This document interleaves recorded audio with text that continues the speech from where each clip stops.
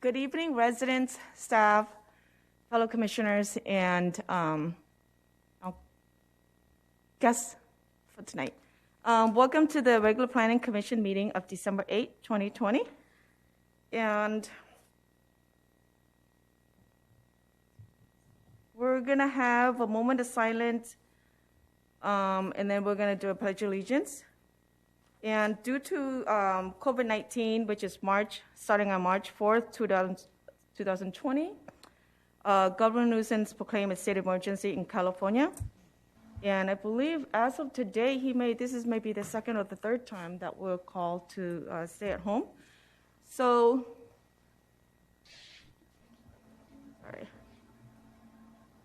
due to the ongoing COVID emergency in pursuit to state and local state and county public health directives, the City Council chambers will have limited seating available on a first-time, first-served basis for members of the public to attend and participate in the Planning Commission meeting in person.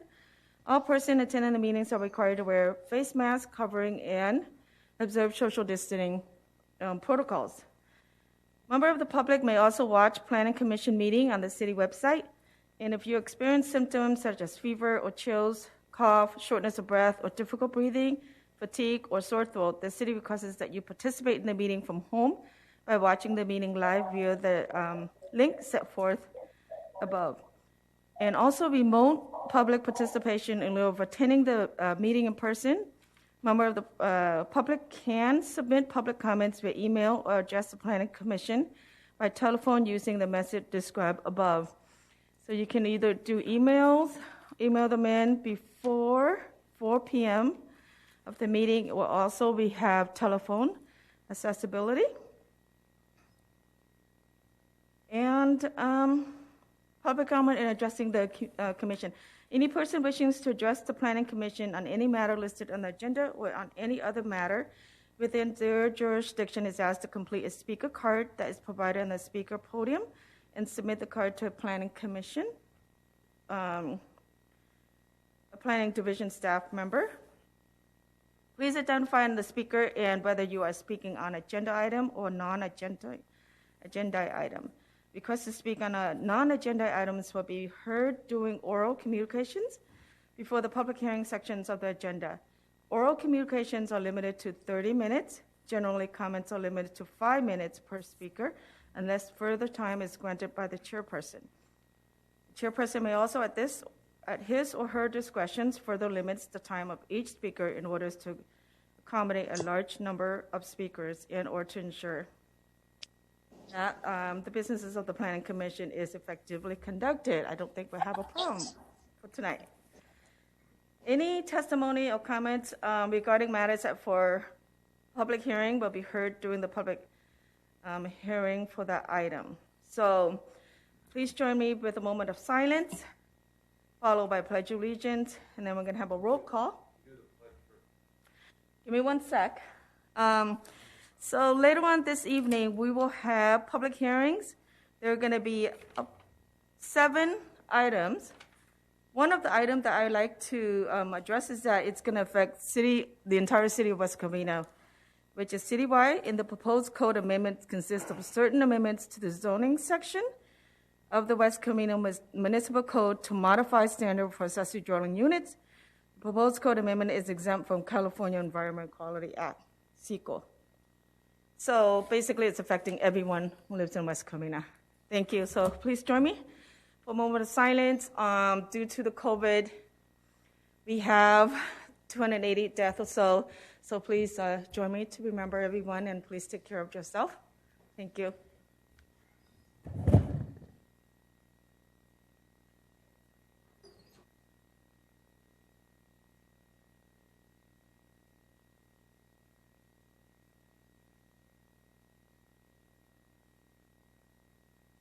And please join me with the Pledge of Allegiance.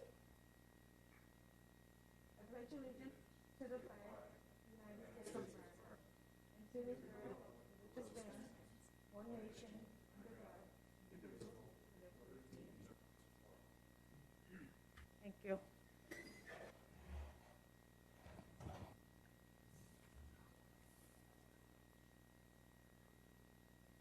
Mark, can you please take roll call. Yes. Vice Chair Holtz, Present. Commissioner Jaquez, Here.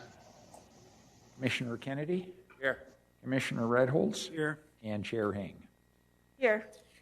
And we're moving on to approval of minutes. Does anyone have any changes to the minute of November 24, 2020? Seeing none, the minutes of November 24, 2020 approved as submitted. And then we're moving on to oral communications. Would anyone like to speak to the commissioner on any item that's not on tonight's agenda? Anyone? Okay, so we're going to move on to public hearing. One, we're going to have, let me see. We're going to have a conditional use permit number, give me one sec.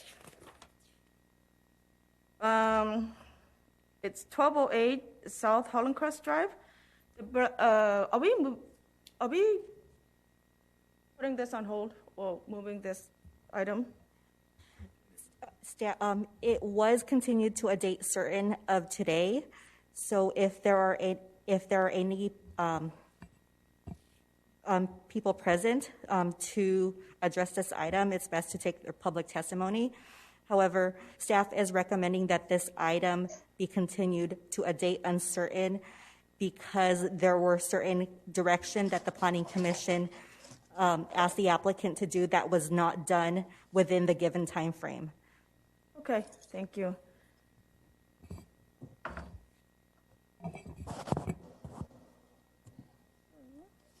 We're going to hear staff report, and we'll have who will be doing the presenting, or are we presenting? Or we just hear the public comment? Do I need to make a motion to continue it? Yes, please. Make a motion to continue the item Okay, as suggested by staff. and Don Holt, Commissioner Don Holt has seconded, so roll call, please. Yes, we have a motion by Commissioner Redholz and a second by Commissioner Holtz. Excuse me, Vice Chair Holtz. So with that, Vice Chair Holtz? Aye. Commissioner Jaquez?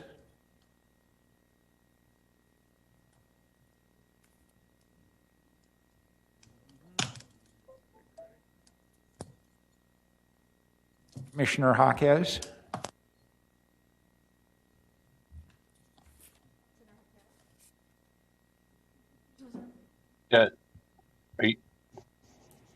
The motion before the commissioner is to continue 1208 South Holland Crest to a future date. Aye. Thank you. Commissioner Kennedy? Aye. Commissioner Redholz? Aye. And Chair Hing. Aye. Motion passes 5-0. Aye. Okay, we're moving on to item number 3, which is, this is a City of West Covina, citywide. The proposed code amendment consists of certain amendments to the zoning sections of the City of West Covina Municipal Code to modify standards for accessory dwelling units. The proposed code amendment is exempt from the California Environmental Quality Act sequel. And who will be presenting the staff report?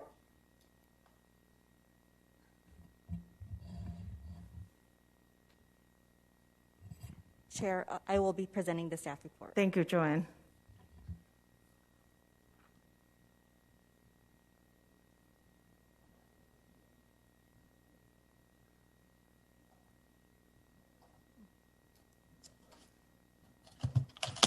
Sorry, I'm trying to see if I can share this screen.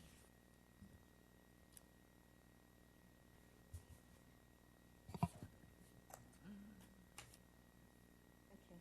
I'll go ahead and start off with a little bit of background information.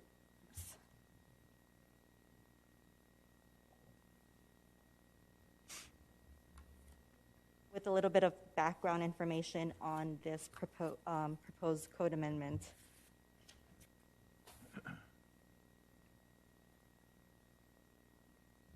On October 2019, Governor Newsom signed SB 13, AB 68, AB 670, and AB 881, which pertains to accessory dwelling units, to allow accessory dwelling units on all residential properties, on all properties developed with residential uses. In response to these bill that the governor signed, the Planning Commission initiated the code amendment to change or amend the city's ordinance pertaining to accessory dwelling units so that it is consistent or to state law.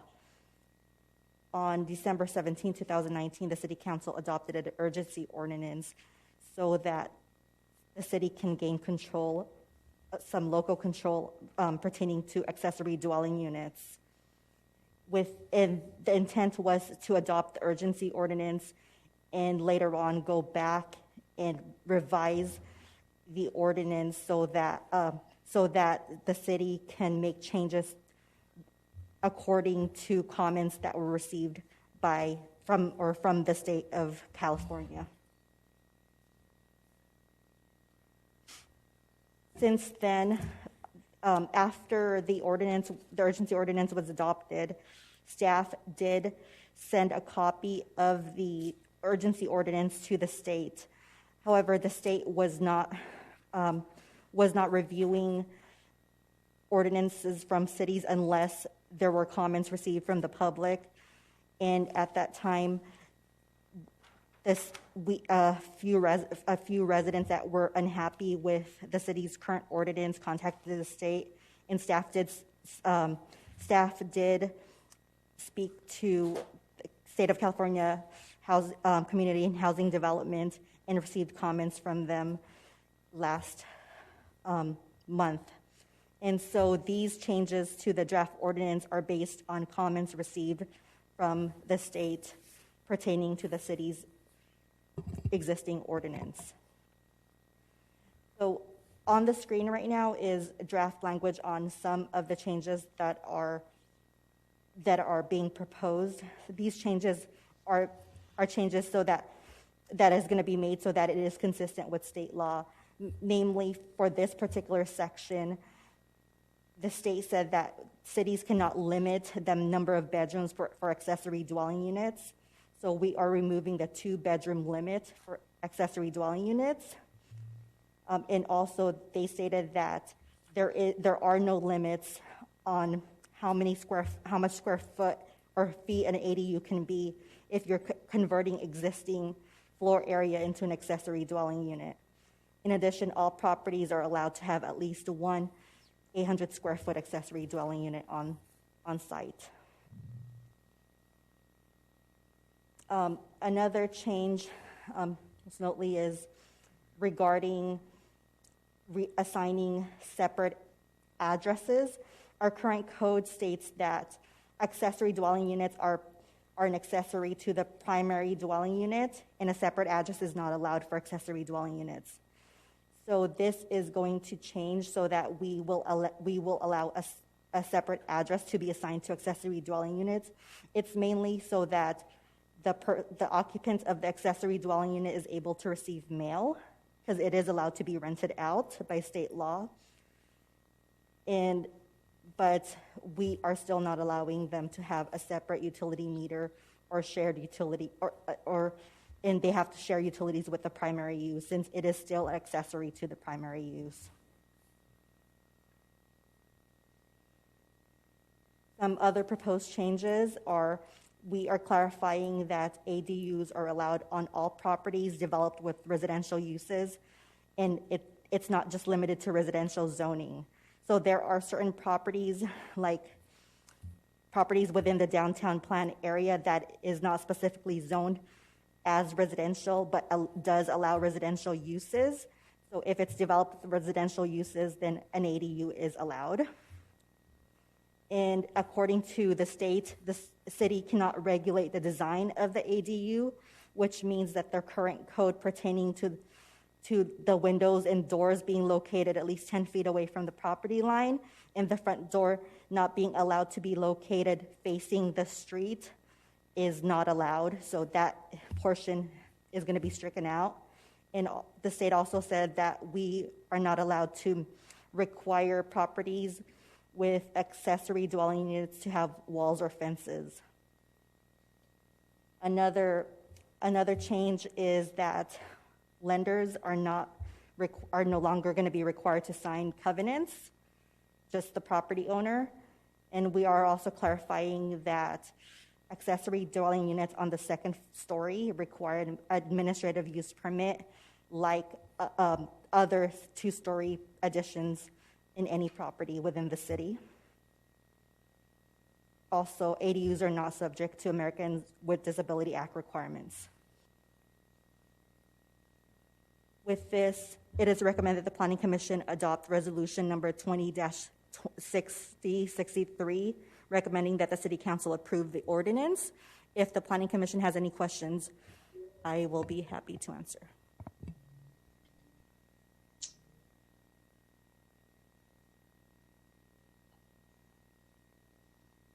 Does anyone have questions for our staff? I have one question, just briefly. It states that ADUs are exempt from the Americans with Disability Act requirements. I thought that was a federal law. It does not, the ADUs, Americans with Disability Act requirements do not apply to ADUs because it does not apply to single-family residential properties. So if it doesn't apply to residential properties, then it's also not going to apply to accessory dwelling units. Understood, thank you. I make a motion to approve. Actually, I have a question first before we approve. Let's, don't we have to open to public hearing? Yes. Thank you. I guess we just ask some questions first. One of the questions I have is regarding the second story. What do you mean by clarify? We have to clarify in the code, or? So in my conversation with the state, they stated that if the proposed accessory dwelling unit is on the second floor, we are allowed to still require a discretionary application, which is an administrative use permit for the city's purposes, mainly because all second-story additions to residential properties require that same application. So it's basically so that ADUs are not treated any differently than an addition to a house. And in order to require that, we had to specifically state that application is required. Thank you. And then also, regarding the size, 800 or so is the minimum square footage? Is there a maximum? Well, there are several minimums and maximums. So basically, if it's an existing area, like for instance, if somebody has a 2,000 square foot house and they want to convert that existing house into an ADU and build a new house, then there is no limitation. However, if, let's say, they have an existing house and they want to build a separate ADU structure, then that's detached. The limitation is 1,200 square feet. If somebody wants to build an ADU that doesn't comply with some of the standards or that is exempt from some of the standards listed in the code, then they can build up to 800 square feet. So it just depends on what they want to accomplish. Gotcha. Thank you. Does anyone have any other questions for staff? I don't have any questions. I will second Vice Chair Holtz's motion, but Okay, before we vote on that, let's open to public hearing. let's do that. Does anyone have cards or? Thank you.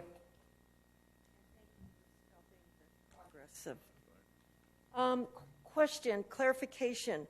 On the utilities, was that not necessarily on newly created standalone, or was that only applying to existing 2,000 square foot house that they would not have to create a whole new utility base? So there's two separate sections pertaining to utilities.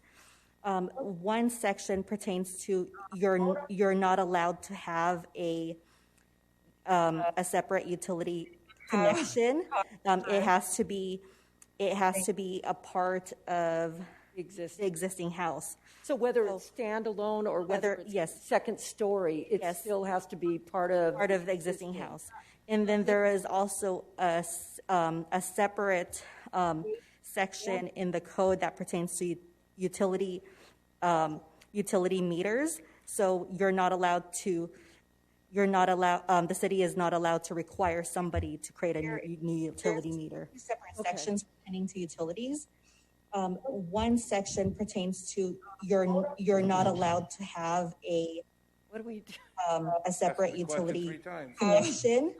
It has to be a part of the existing house. So whether it's standalone or whether it's yes. second story, it Yes. still has to be part of The existing house. She answered. And then there is also a separate section in the code that pertains to utility meters. So the city is not allowed to require somebody to create a new utility meter. Separate sections pertaining to utilities.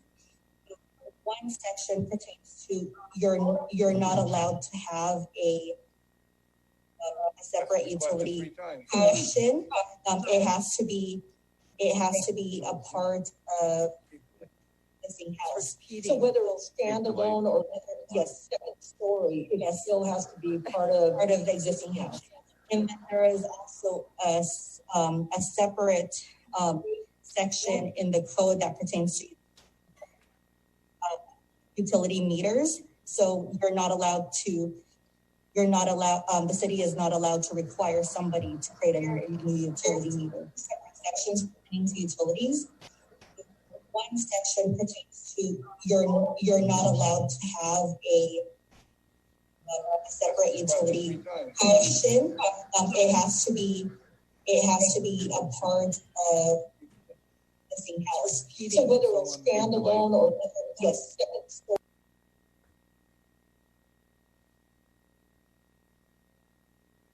Okay, seems like we have a handle on the technical. Utility meters. So you're not allowed. Not quite.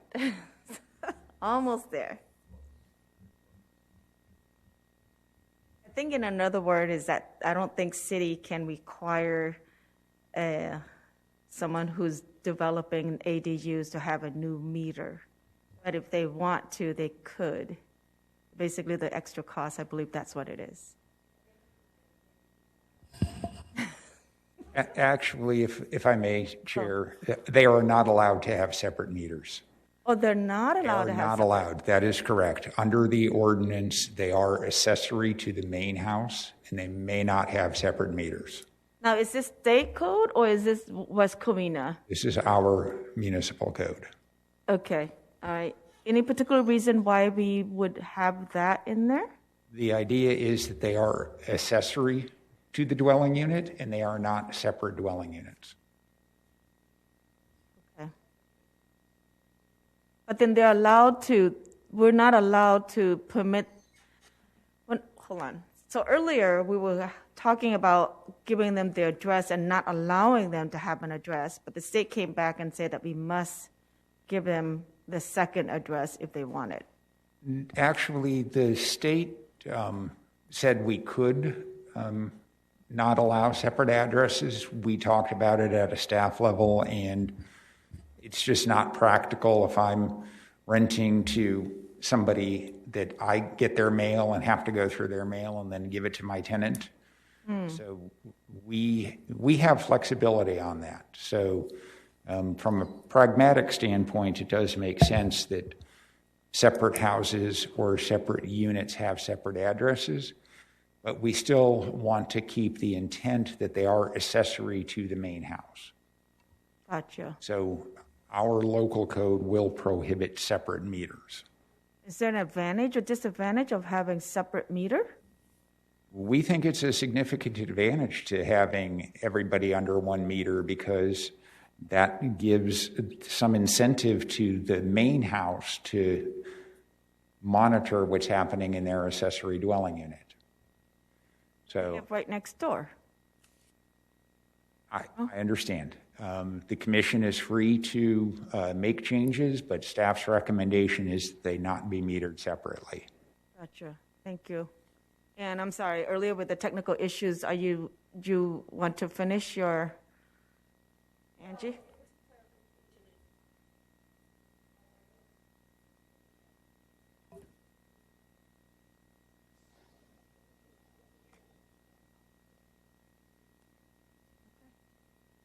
Does anyone else would like to come up and? No? If we have none opposed or like, so we'll just move on to. So we're going to close public hearing. So we have to open it, we have to close it. Now we can open commission discussion. So would anyone like to have a discussion on the citywide code ordinance? If not, does anyone have a motion then? I second. Motion and a second. Okay, Mark, I have a quick question before we close this and vote on this, since we're not having a discussion. Since this is a pandemic and this is the first day that California's ordered, I don't know if it's the third or the second shutdown, and a lot of staffs are not here. Now, if staff wants to open up, will there be a cost to have these discussions? Because I understand that once we approved it, it's going to be moved on to City Council. I'm sorry, Madam Chair, I'm not quite following your I question. guess another question is, if residents are not happy with this code later on, can they bring it back to the Planning Commission? Absolutely. If the Planning Commission or Council chooses to initiate a code amendment at some time in the future, it can be revised. Okay, so Planning Commissions or City Councils. But if the resident... Under the municipal code, there are only two ways to start an amendment, and that is by an action of the City Council or an action of the Planning Commission. Okay, wonderful then. Thank you. And then, okay, we have a motion and a second. So roll call, please.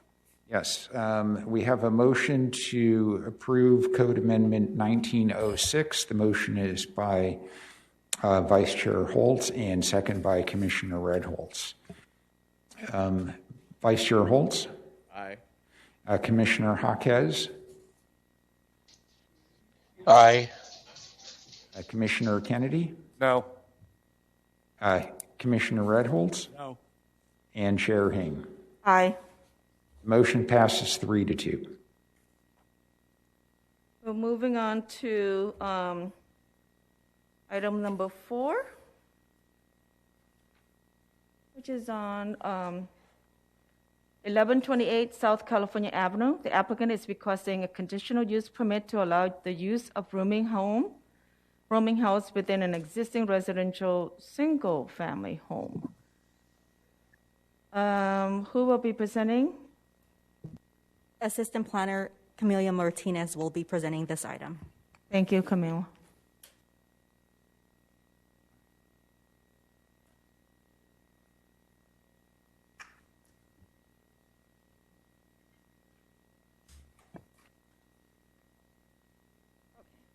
Good afternoon, Commissioners.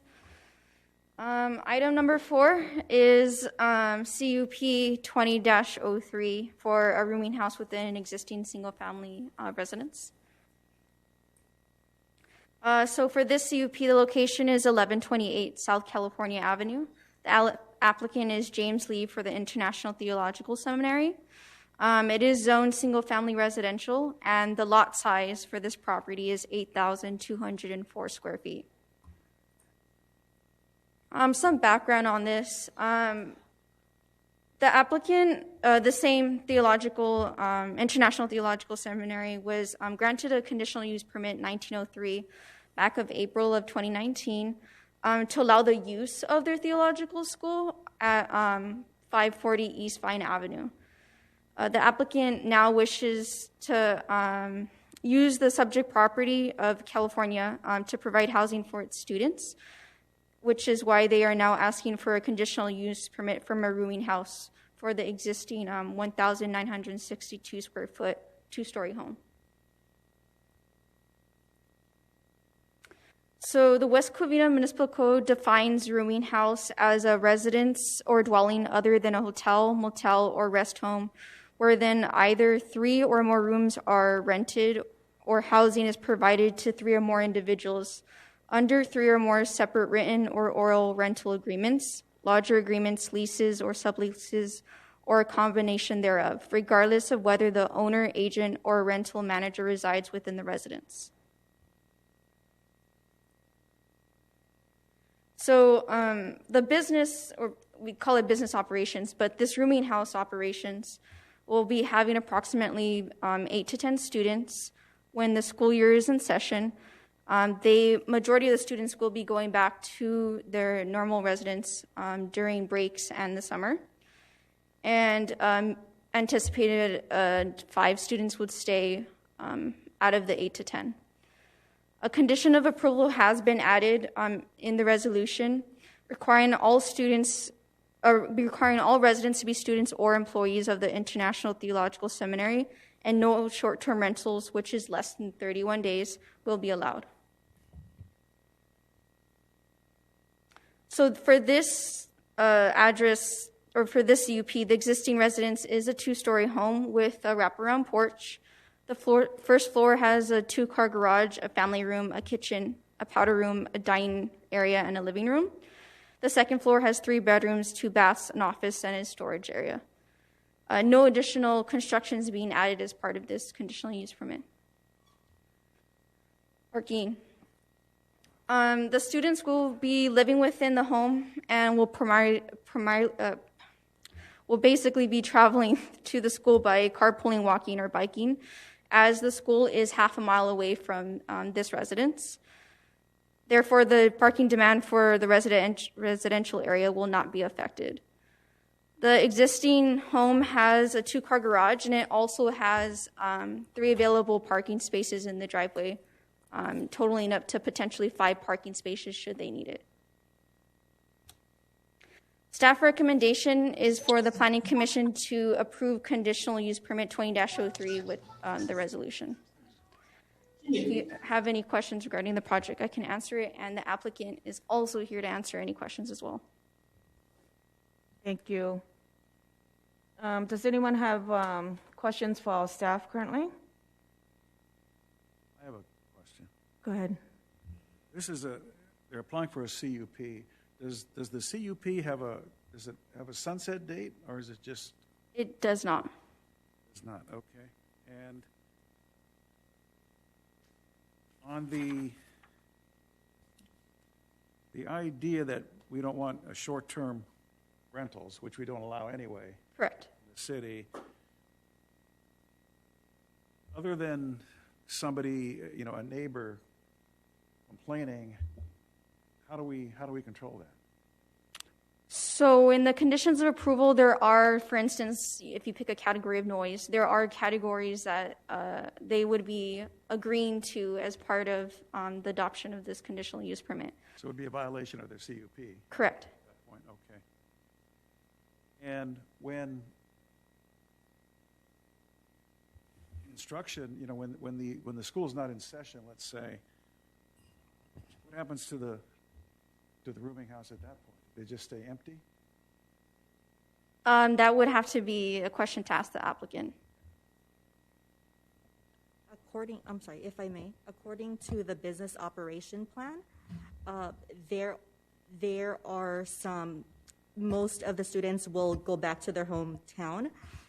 There are some students that may plan to stay. So if they plan to stay, they are able to stay behind.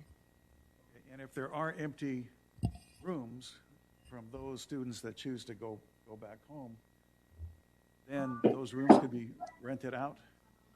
They would not be able to rent them out.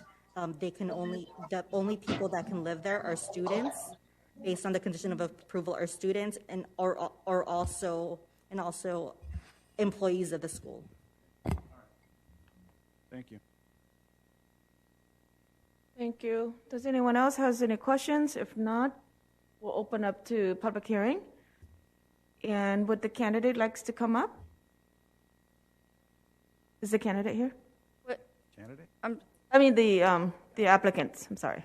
yes, so we also have some on Zoom. Okay. There is an applicant participating through Zoom, and also one of the applicant is present. So the applicant that is present, if we can have him come up to the podium.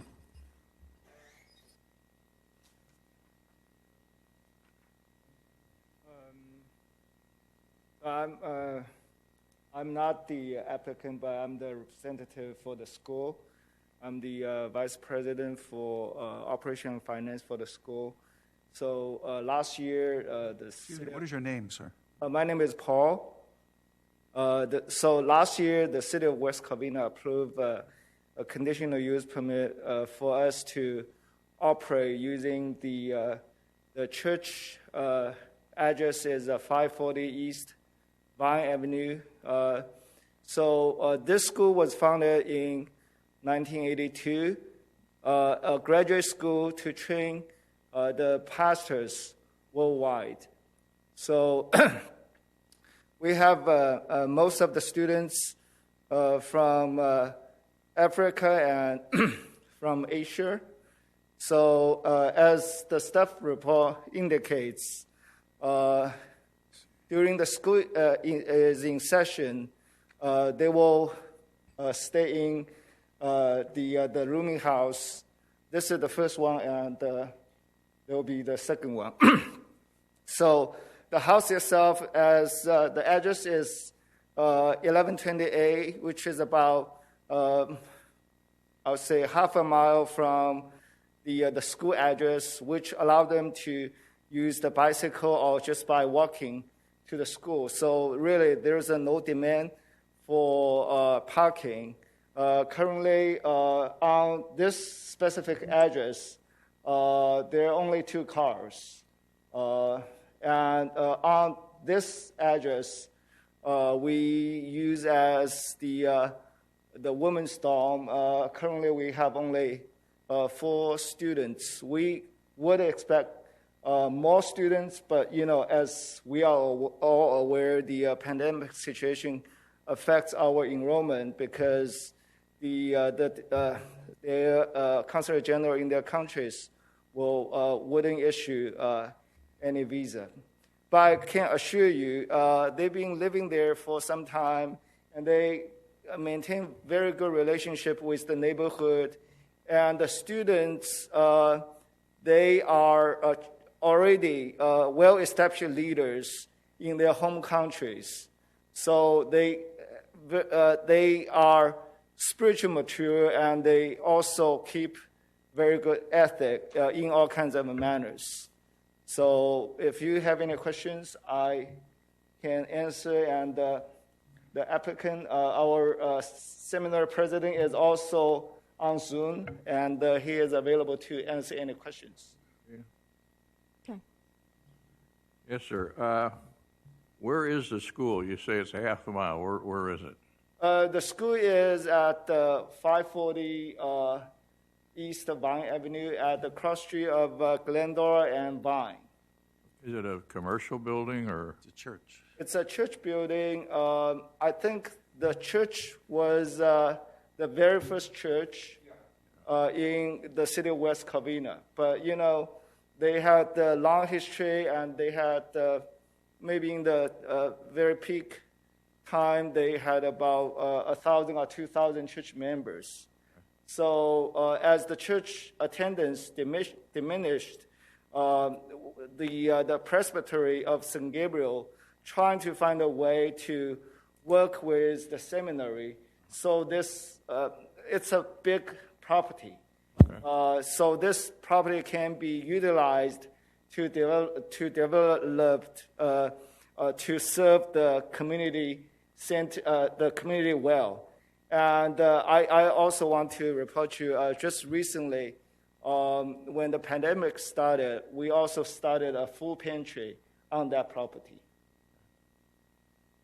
Help me out a little bit. How does the school work? Are they like a semester they go to school, or can they come in and out any time, or is it just it starts in September and it's over in January? How does it work? The school run by a quarter system. We start the beginning of September, then we end the beginning of June. We run by quarter system. Each quarter we have 10 weeks.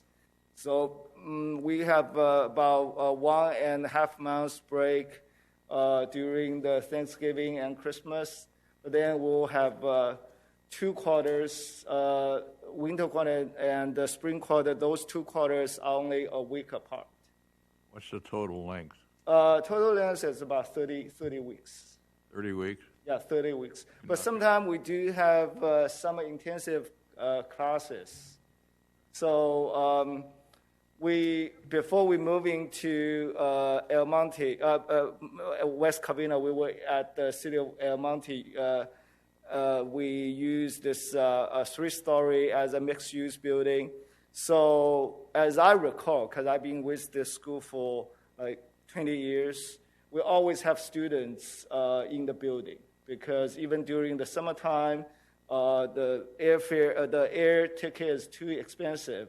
So they probably just wait, 2 or 3 years after they conclude their education, then they will go back. And can a student start later on in the year, or they all have to start at the same time? You mean the student? Well, in other words, you said it starts in September, so you've got X amount of people. Can somebody else start on the program midway? Oh yeah, we do ongoing admission. So we have majority of the students enroll in September, but then we also have students join us in January or even in late March. How big is the staff that teaches? We have about a total regular employee 12 to 14. But we have a lot of adjunct faculty, so we offer 30 to 40 classes each quarter. All right, thank you.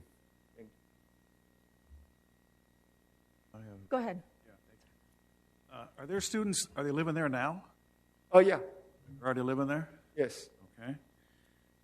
And now, do they pay rent to stay there, or is that part of their, I guess there's a tuition to attend the seminary? Well, this is a very different school. The background is a lot of them from Africa and Asia. They, even though they are trained leaders, but they really have a very limited income. So the school is more like a mission. Mission is to generate income more than to generate income from tuition. So even though we ask students to pay for the rent, but the school subsidize a lot for the housing. Does the school own the house? Oh yes. The school owns the house. Okay. Yes. And what are the ages of the students? They are from 30s to late 50s. The students? Yeah. Oh, really? Okay. Interesting. So this is not like a high school students, it's a master program? This is a graduate school. It's graduate school? Yeah. I see, thank you. Okay. And also you have 2 locations, it seems like right close by each other. Is that one for women and one for men? We actually, we started because we started renting the first one, which will be probably the next project, 1212. So when we started, it was a mix of men and women.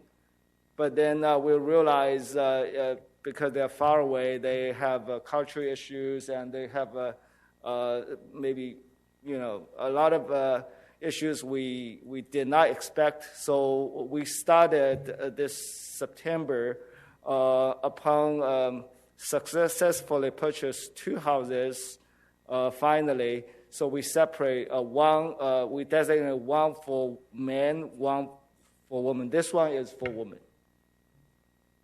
Thank you. One other question. Does staff stay in these rooms too? Or? Not for now. But, as this UP proposed, in the future, we may have adjunct faculty if we have faculty from overseas, or we have faculty who will need the housing. That probably be an option for them. And you're saying none of them drive? Well, a few of them.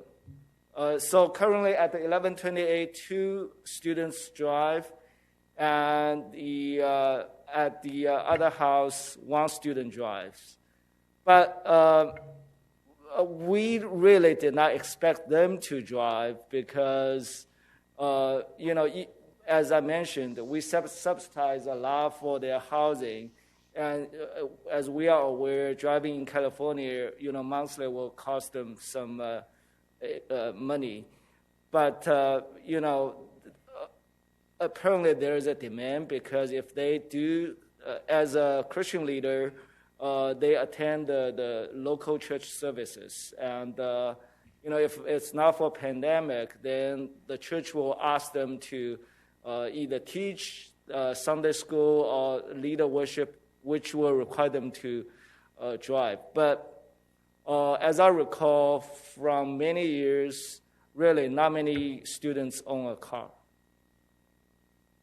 Thank you. Per average, each room, how many are you expecting to stay in one room? I'll say maximum 3 for each room.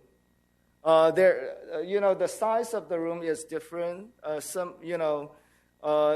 a single house, each house has 1 master bath, so that size is bigger, can probably, have 3 or even 4 if we use the bunk beds. But the other rooms those rooms are small. So average, we would expect 3 or, average 3. So the size of a tent is about the student we're going to have there. Thank you. Help clarify for me. Where do they go after they graduate? I mean, what I'm familiar with is there's seminaries that they go to for Catholic Church, others for the Episcopal, others for the Lutheran.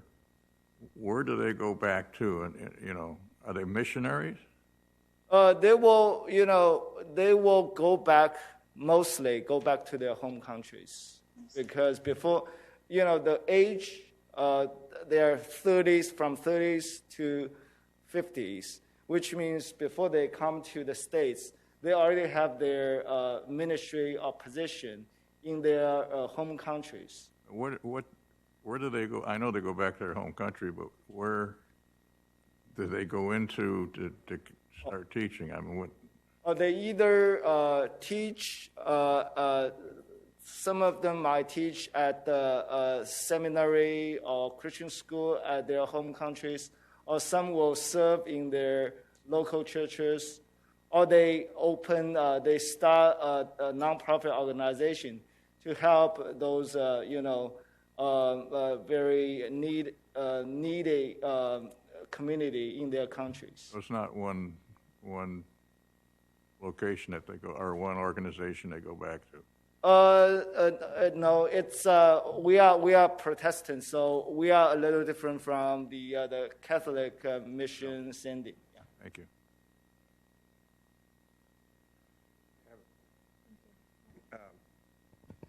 Is this multi-denomination? Not that it's kind of irrelevant, but I just out of curiosity, are you Presbyterian, Baptist? What is it? Multi-denominations?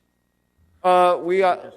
I'm sorry. Yeah, we are interdenominational, so which means we accept any students from any Christian denomination.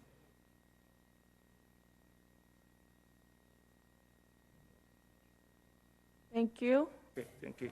Thank you.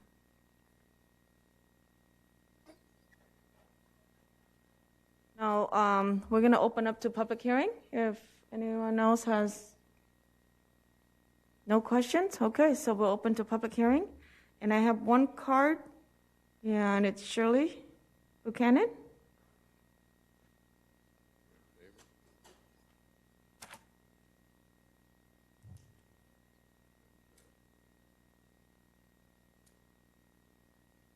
It's been a long time since I've seen most of you. I live on California. I live about, 6 houses. My husband and I live about 6 houses from the 1200, or the agenda item 5. But at first, when I saw the notice in the newspaper, I was concerned that we were going to be losing our R1 zoning with having this type of housing.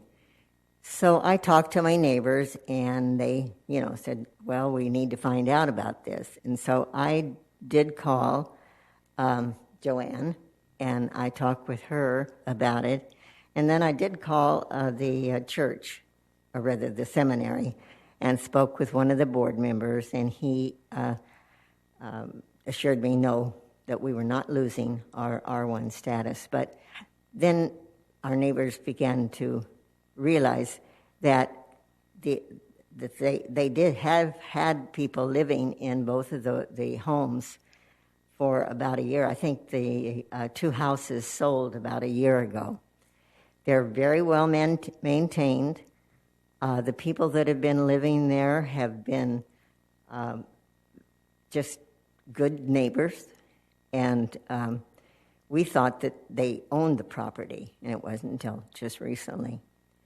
So the neighbors, immediate neighborhoods, they have no problem with this becoming a rooming house, as long as we don't, lose our R1 status.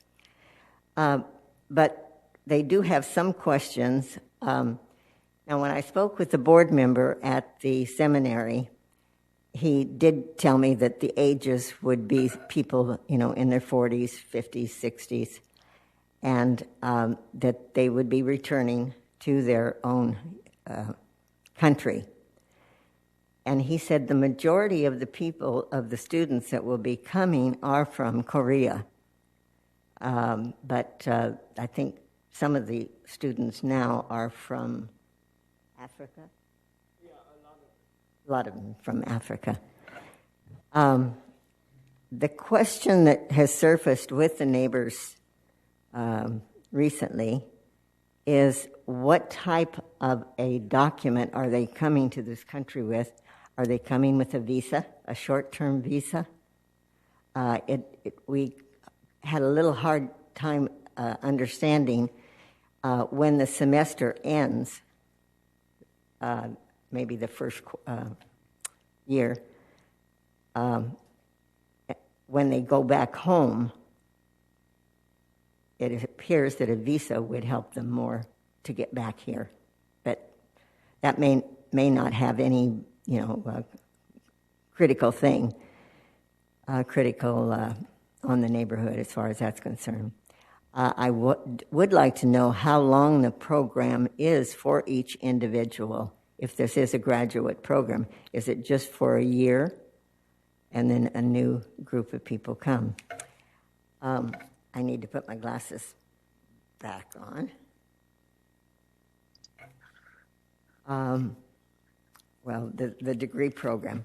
I looked at their schedule, the student schedule, for when they wake up in the morning. And I also looked at their, if anyone is very interested, I had taken a picture of the houses along with the notice, the public notice. So they're kept very occupied. And during the day, they're at the seminary. But then in the afternoon, they do have to do yard work. They do have to maintain the property, and I assume do the cleaning in the house and everything. Let's see what else I had down here. The board member that I spoke with was Jim Connor, and so that, I think, was all I needed to bring to your attention. We are, the neighbors are very pleased that we're going to have them as our neighbors. Okay? Thank you. Shirley, before you leave. We're in favor of it. Yes. Okay. Shirley, before you leave, let me explain a little bit about the visa. I believe the students are on, oops, is that for me or for her? Okay. I believe I know a little bit about the visa, and then Carl can come up and explain that to you as well, and also to the neighbor. I believe the students, when they come to school in the U.S., they have to obtain a visa, which is, I believe it's an F1 visa, and it's only good if they pay tuition and the school have to accept them. If the school do not accept them, then the visa will not be issued to them. And normally they're good for the duration of the school, but every term they must pay it up. Otherwise, it'll be expired and they have to go back to wherever they come from. I think within so many months, within 3 months or so after school ends, they do need to go back or get their visa renewed. As for high school students that I was volunteering for a program, I understood as that part, and I believe in colleges is the same. They need some type of visa in order to go to college, and the college must accept them. Without them signing up or without the school signing up for them, they can't be here, as far as I understand. And then I will ask Carlos to explain the visa program for this is just through my volunteer work. I understand a little bit about the visa. There was one last question, and you'll have to forgive me. At my age, I forget sometimes. And it had to do with, well, anyway, we like them to be we like them as our neighbors. Thank you.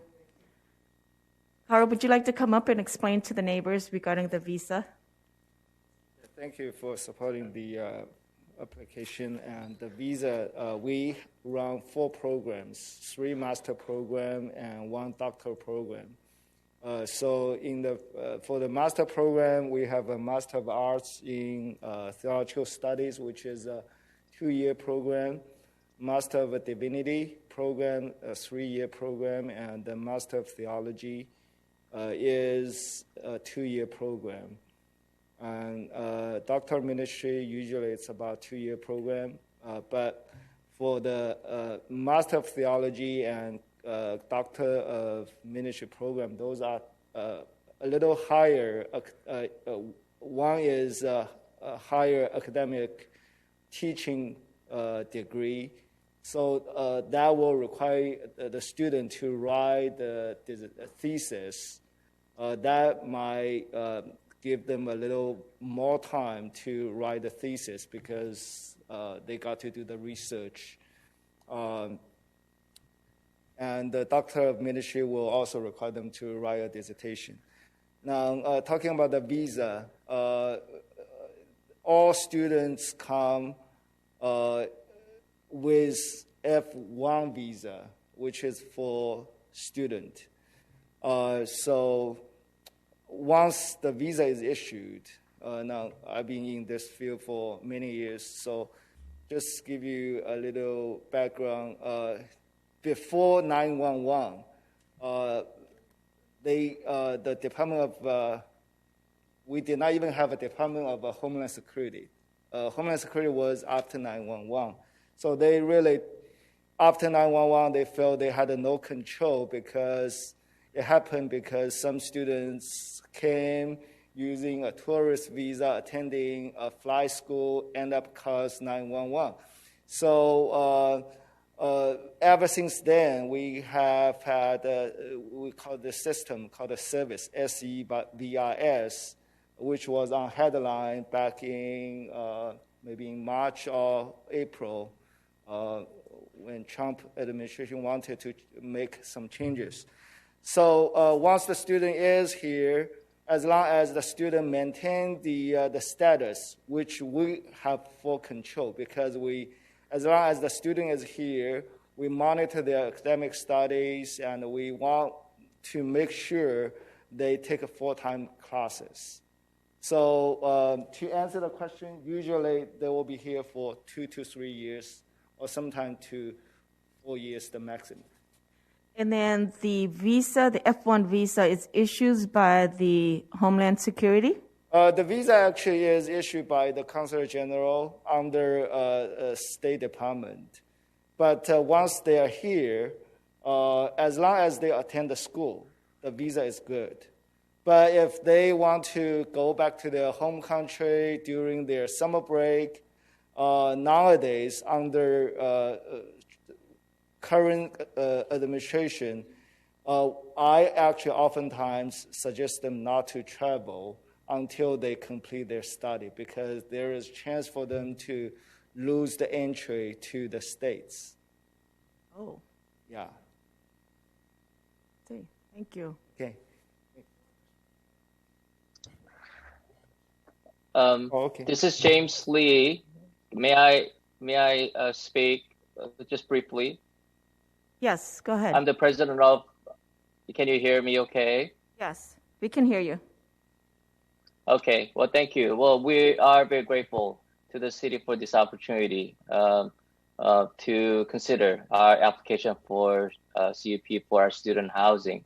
I apologize for not being able to attend the hearing in person, but I just want to express our sincere gratitude to our neighbors for their support. Really, when we moved into West Covina to continue to function as a theological school, we had great hopes, not only to be a service to all the students who are coming, but also we were hoping that we will serve this community and our neighbors as well. Presbyterian Church of West Covina has already demonstrated a great example of serving the community for many, many years. And currently, the Presbytery, which owns the property, also extended the invitation to partner with the church body for us to continue to carry on the work the church has been doing for many years. And we are confident that we will continue to remain as good neighbors to many wonderful people that we have met so far. And I assure you that our students will also be good neighbors. These are mature leaders, and we believe that by supporting their education, you're actually doing wonderful work for the communities that have sent these people.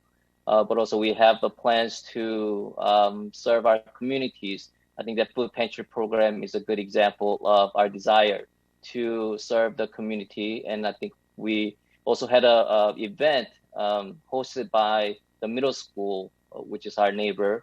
They had a concert in our West Covina campus. So these are some examples of us wanting to really work with the city and work with our neighbors to provide some encouragement and blessings to the city.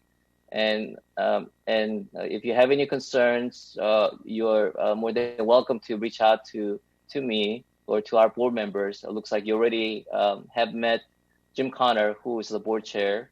But also I sent out a letter of introduction to our neighbors on California Avenue, and you have my email address. So if you have any concerns, please feel free to reach out to me, and I'll be happy to answer any questions that you may have. And also, if there's anything that we can do to be better neighbors, we'll work very hard to be so. So thank you. Thank you. Now, does any other neighbors that would like to come and speak for the project? In favor of? If none, well, we're going to open up to the opposing side. Do we have any residents that oppose this project that would like to come up? If none, I guess if there's none, there's nothing for you to rebut unless you want to come up and you have something else to add. Carl? No? If not, then I'm going to close the public hearing meeting and open commission discussion.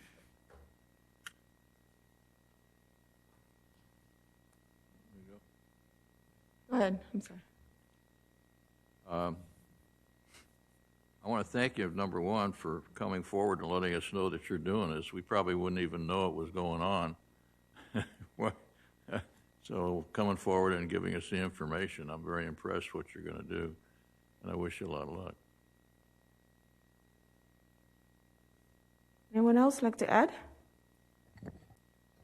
Yeah, I have a few things. So, thank you very much.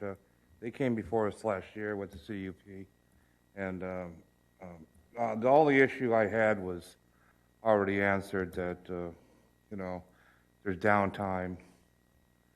It's going to be an Airbnb, so. But with most of the residents being 30 and 40 years old, there ain't going to be no cake parties there. I got it. And the walk, those the two houses are there on the corner of California and Merced, and just to walk up to the Presbyterian Church is a couple blocks, maybe a half mile at the most. So I don't see any issues, and wish you guys the best of luck. Thank you. Commissioner Red Hood, would you like to add something? Fine with it, I'll just wait for a motion. I'm fine. Okay, I'd like to add something. I'm so glad that our neighbors, Shirley Buchanan, who come out and supported the project, which is wonderful. And I think they have great programs. These are master programs. They're not high school students or junior high, so that's a plus. They're doing their master programs and PhD program. So I think it's a good program. Anyone want a motion? I'd like to make a motion to approve. I'd like to add to it the second item, number 5, which is identical, except that it's a different house. That maybe we can make that motion for both of them at the same time. Okay, do we have a second, please? If I may, Chair, if that is the Commission's direction, which I think is appropriate, the Chair should just open that item, get that into the record, make sure there's nobody speaking on that item, and then you can take the action simultaneously. Okay, so we add item number 5 to... So that would be opening the public hearing for conditional use permit 20-14 located at 1212 South California Avenue. So we go through the hearing. Do we need to do the hearing or no? I think Staff report? You just Okay. ask if anybody wants to. Oh, okay. Does anyone want to have a discussions? Who have in favor of? If none, then who's opposed? Anyone? If none, then we'll just add it to the motion. No, you made a motion? I'll second the motion for both items. Okay, and Red Holt second, Commissioner Red Holt second the motion. So we roll call, please. So for the record, this is a motion to approve both conditional use permits 20-03 at 1128 South California and conditional use permit 2020-14 at 1212 South California. And we have a motion by Commissioner Holtz and a second by Commissioner Red Holtz. And with that, I'll take a roll call. Vice Chair Holtz? Aye. Commissioner Jaquez? Aye. Commissioner Kennedy? Aye. Commissioner Red Holtz? Aye. And Chair Hing. Aye. The motion for both of those passes unanimously. Thank you. Good luck.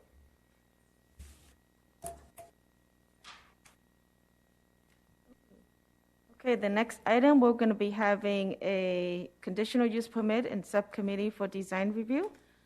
Location is 1432 South Alpine Drive. The applicant is requesting a conditional use permit to allow the constructions of a new one-story 5,946 square foot home exceeding the 5,000 square foot maximum unit size.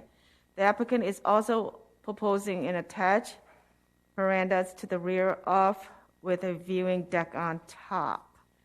And who will be presenting the staff report?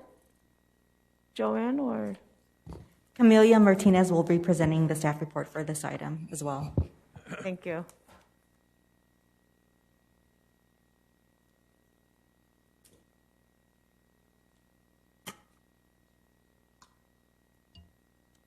Okay.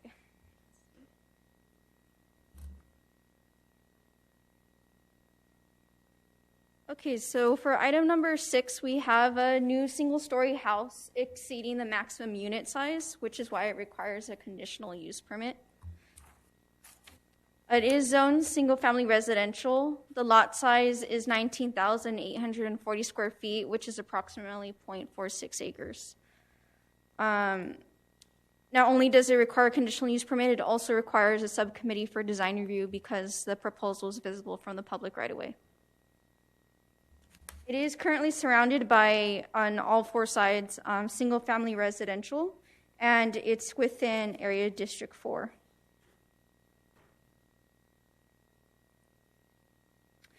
This is the proposed site plan. I just have it turned just so it's easier for me to explain.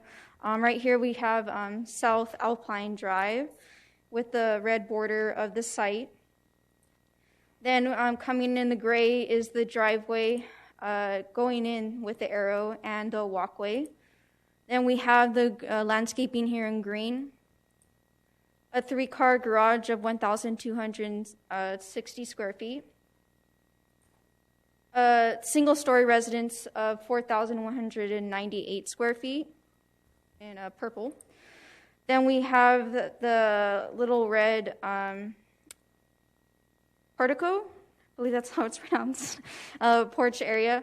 And then to the rear, we have the viewing deck as well as a veranda, and we have the staircase that leads to it here in pink. What's the little red? It's a porch. I'll show you in elevations to explain it better.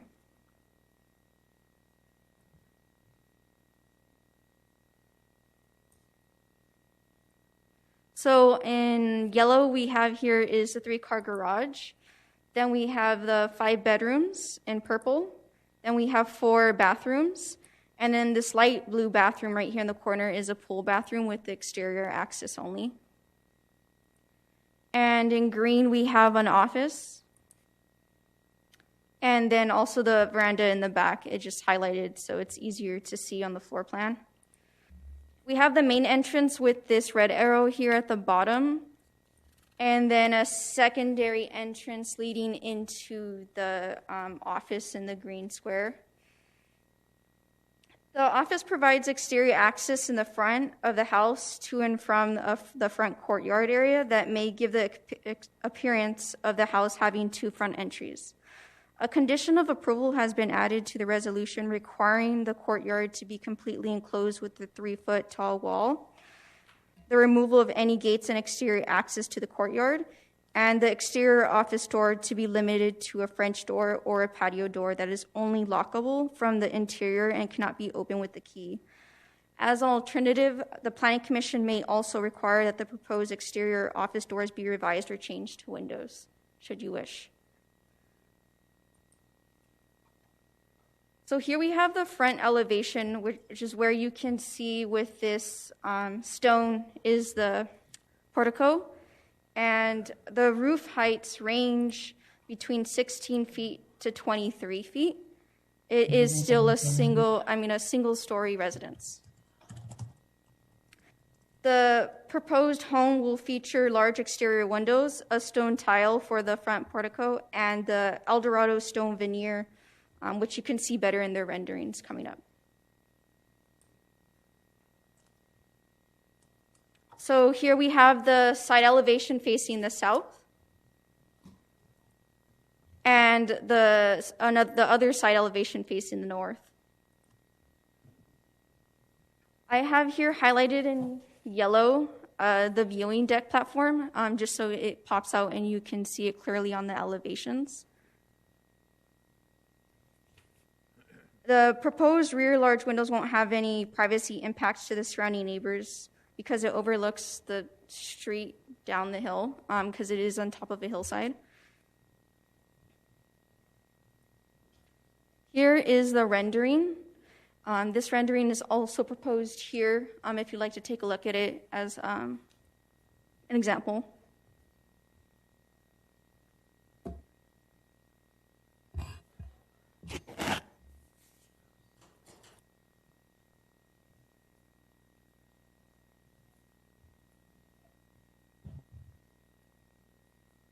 Back to the previous slide. Sure. Oops, hold on. On that one, can you use the pointer to show me where the door is for the office? Can you see my little mouse right here? Let me see if I can use the pointer. See it right. Oh, okay. I thought that was a window for that door.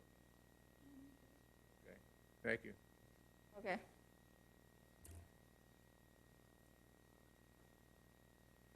So, moving on to the analysis section. With the 3-car garage, the main residence, the veranda, and the portico, the FAR is going to come out to 28%, and the lot coverage is going to come out to 30%. Here we have, as part of the analysis, we do a survey of the surrounding residents, and this is just an image illustrating which residences we did survey. So the median floor area ratio is 19%, the median is at 17%, and the subject property is at 30%. Although the proposed home would be approximately 51% larger than the average size home within the surveyed area, the house on the adjacent property to the south of the site is the largest house in the surveyed area with approximately 7,075 square feet of floor area. Provided that the proposed home is single-story and would not be out of scale in size and floor area with the adjacent 2-story homes, the size of the proposed house is reasonable for the site.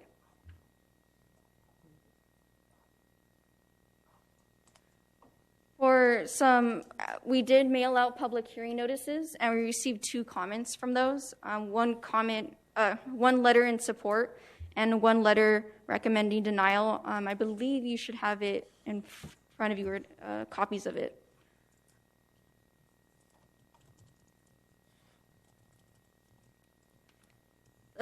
Planning is recommending approval for conditional use permit 2008 and subcommittee for design review 20-54, as well as with the resolution.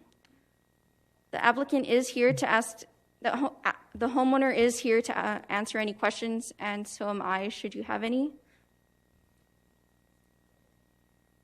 Thank you. Does anyone have questions for staff? Yeah, I do. Go ahead. Well, I'd like, Ivy's on the line, right? I believe so. Yes, Ivy's on the line. Okay. I mean, we did receive a letter from Dolores Wilson that brought up, which could be I'd like to get the city attorney's opinion if she's seen this, as far as. Or speak up a little bit. Speak up? Oh. There is a delay in the broadcast, so let me see if we can. Is Ivy on the line?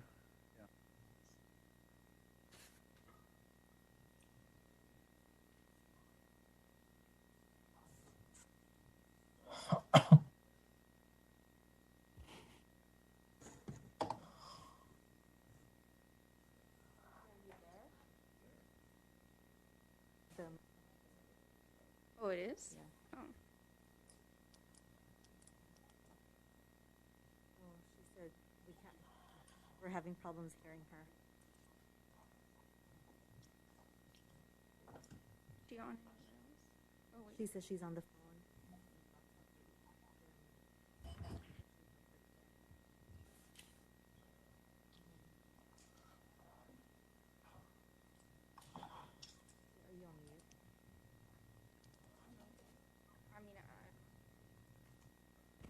Okay, so for some reason, we lost audio from Ivy, but she's writing on the chat, and she's writing that please let the Planning Commission know that the letter of opposition raises a private legal matter. It's not something that the city gets involved with because it's a private legal matter. So we don't need, that's something we don't consider then. Yes, it's not within the purview of the Planning Commission. Understood. Raphael. That's irrelevant to between those two. Yes. Well, because if I can kind of slightly expand on that, because it is a private agreement that the city is not a party to, the city has no ability to enforce it. If there are any remedies, those remedies would be through the civil courts. So as far as the city is concerned, if it complies with the zoning ordinance and the Planning Commission makes appropriate findings, the Planning Commission could approve this item. So that's more or less a civil thing between the two people. That is correct. All right. And if I may, in the letter in opposition, there are actually 2 points. One of the point was being the private agreement, which is not within the Planning Commission's purview. And another point that that is included in the letter is that the person who wrote the letter believes that the proposed house is too big. So that's something that the Planning Commission can consider. Is Miss Wilson on the phone line? Referring to the property owners? Oh, you mean the lady that wrote the I was from the conversation, she would not be on the phone. Okay, so we're gonna, if we don't have any more questions for staff, we're gonna open up for public hearing. And would the owner please come up and discuss your project with us?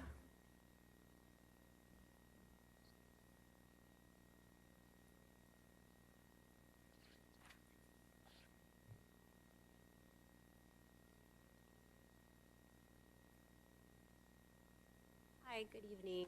I'm Gloria and Miguel Romero. We're the homeowners. We're the property owners. Hopefully homeowners.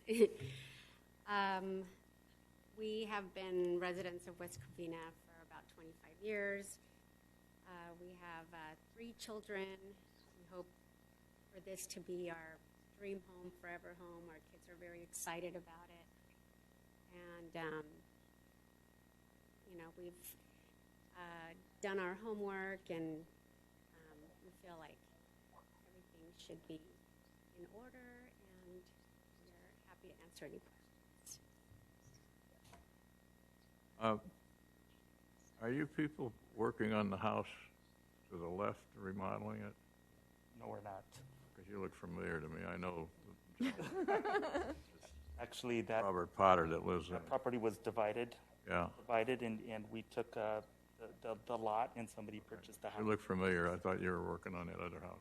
Thank you. I've seen you in the neighborhood. I have a question. Yes. So how did this come about? Did 2 people own the, was it one piece of property, or did both neighbors own half of it? You know what? I think it goes way back, and Dolores was probably part owner before. Mrs. Wilson. Mrs. Wilson, and the neighbors on the other side took over, and they used it as a tennis court. So that's the only lot in the neighborhood.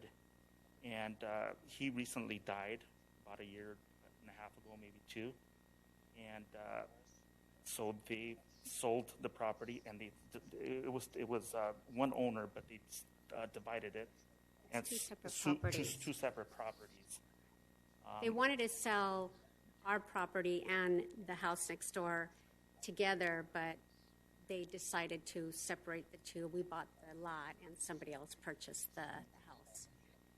So, Tennis court on it now, is there? yes, that's the one we own with the tennis court, yes. Is that attached, that original lot, was it attached to the right-hand or the left-hand side of the, It's not even attached. I mean, not attached, but is it next, It's separate. And the right-hand or the left-hand house? the, The left, okay, gotcha. Thank you. Okay. So right now, there's just a barbed wire fence in front of it. well, not barbed wire. There's a tennis court on there. There's tall. Yeah, but I drove by the address. There's just like a mailbox or something that indicates the address, but there's nothing. Yes. Yeah, it's just a lot. Nothing there, right? Yeah, Right. just a Tennis lot. court, Yes. Yeah. Okay, and the tennis court is on Is on our property. your property? Yes. Property. That's where the proposed home is. A lot of history.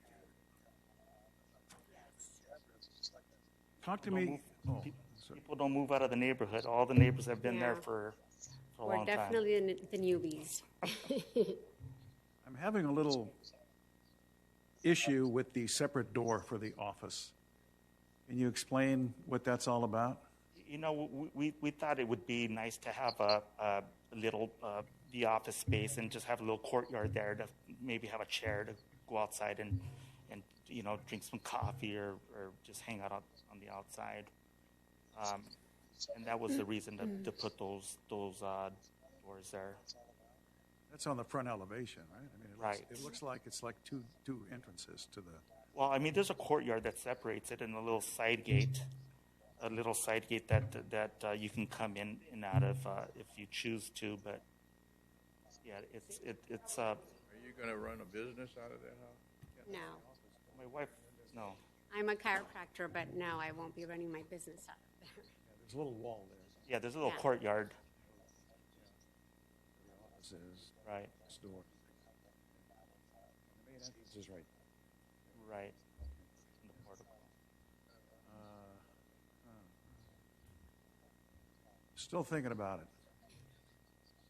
How married to that idea are you? We would like it, but if it's a deal breaker, we'll change it. I mean, in the old days, before COVID, this is not normal, but with COVID, I had families that work in the healthcare industry, and it's really difficult, especially when they go to work and come home and trying to separate the family and yourself that you might be infected or bring stuff back home. So having a door or an office, at least you can open up and go in there and not go to the family instead of staying in a trailer home. Exactly. So I think I'm okay with it, and it kind of blends in with all the windows. I believe it's going to be a French door. Is that Yes. Yes. so? It's a great design. It looks beautiful. Thank you. So. It'll look better when it's real. We're- We'll see. Okay, so does anyone else has questions for the owner? If not, Just have one quick question. The veranda in the back, what does that look at? The veranda is a fancy word for an attached patio. Okay, yeah. So we have the doors that go a 20-foot opening that 4 panels. They go into the wall. They tuck into the wall. Indoor, outdoor living. So it just opens the whole living room to the outside. Not block any views. Right. No, I'm not talking about that. I'm talking. It doesn't. You're not looking at anybody's backyard from there, I guess. Right? they're on a hillside. I believe their backyard is like a good 50, 100 foot down. Yeah, Straight we're down. hillside. Yeah. We can't even see the rooftops from the top of the property if you're sitting down. So it's above the home. Thank you. But neat. Yeah. Okay, thank you. Thank you. So we're going to open up to the public, and if anyone else like to speak in favor of the project, please come up. I see none, and I don't have any cards. Does anyone here oppose the project? Please come up. I don't have any cards, so I'm going to assume that we don't have anyone. If not, we're gonna close the public hearing meeting and we're gonna open commission discussion, so. Go ahead. Yeah, I'm very familiar with the area. I have a very good friend that lives across the street from the project, and it's very envious because it's the views they have up there are great, and the neighborhood is always kept up nice, and design of the house, as I see it there, fits right in with the other houses. And so I'm very much in favor of it. Beautiful. Anyone else? Go ahead.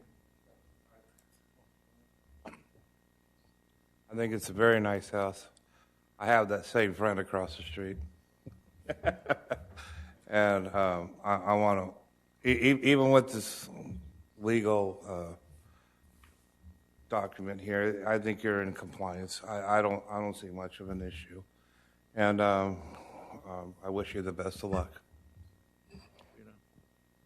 I wasn't quite done yet, but Oh, okay, I'm I sorry. understand the legal aspects. That's between you and the other individual, and we're not involved in it as a city, so brace yourself.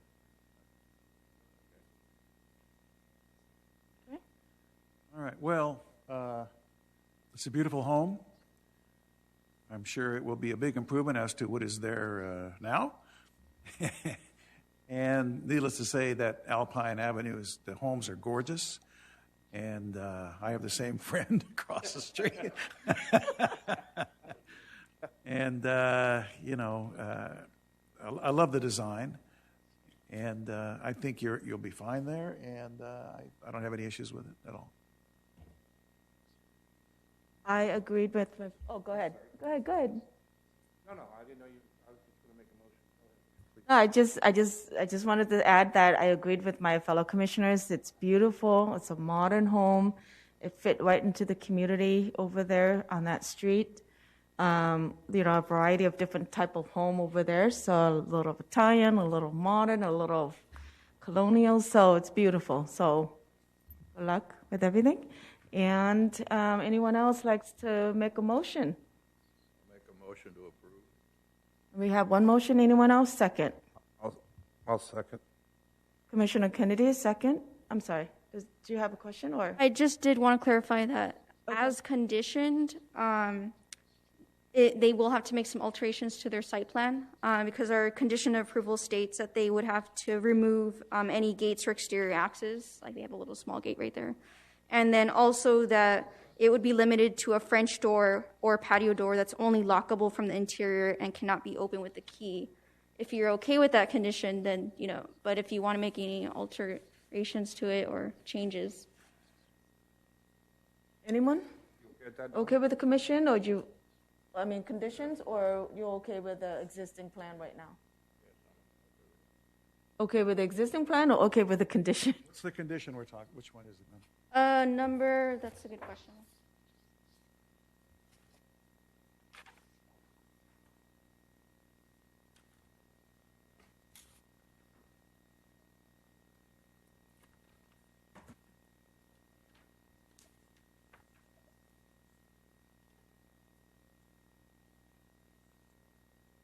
Is it L? Looks like L. Yes, it is. It is L.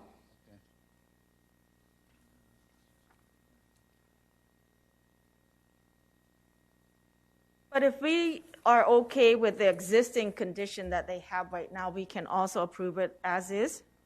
Yeah, the condition would just be removed. I'm okay as is. So anyone else has a motion? Yeah, Don, you still have the same motion? Okay, I still have the same second. Okay, so we have it as is, and we got a motion from Oates, and we have a second from Kennedy. So roll call, please. Yes, thank you.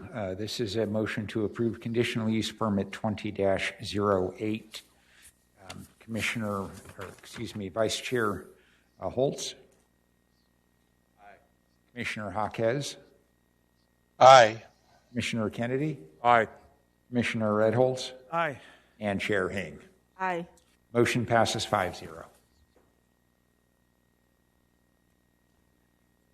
Luck? That's like a four-chair turn on the voice when you get that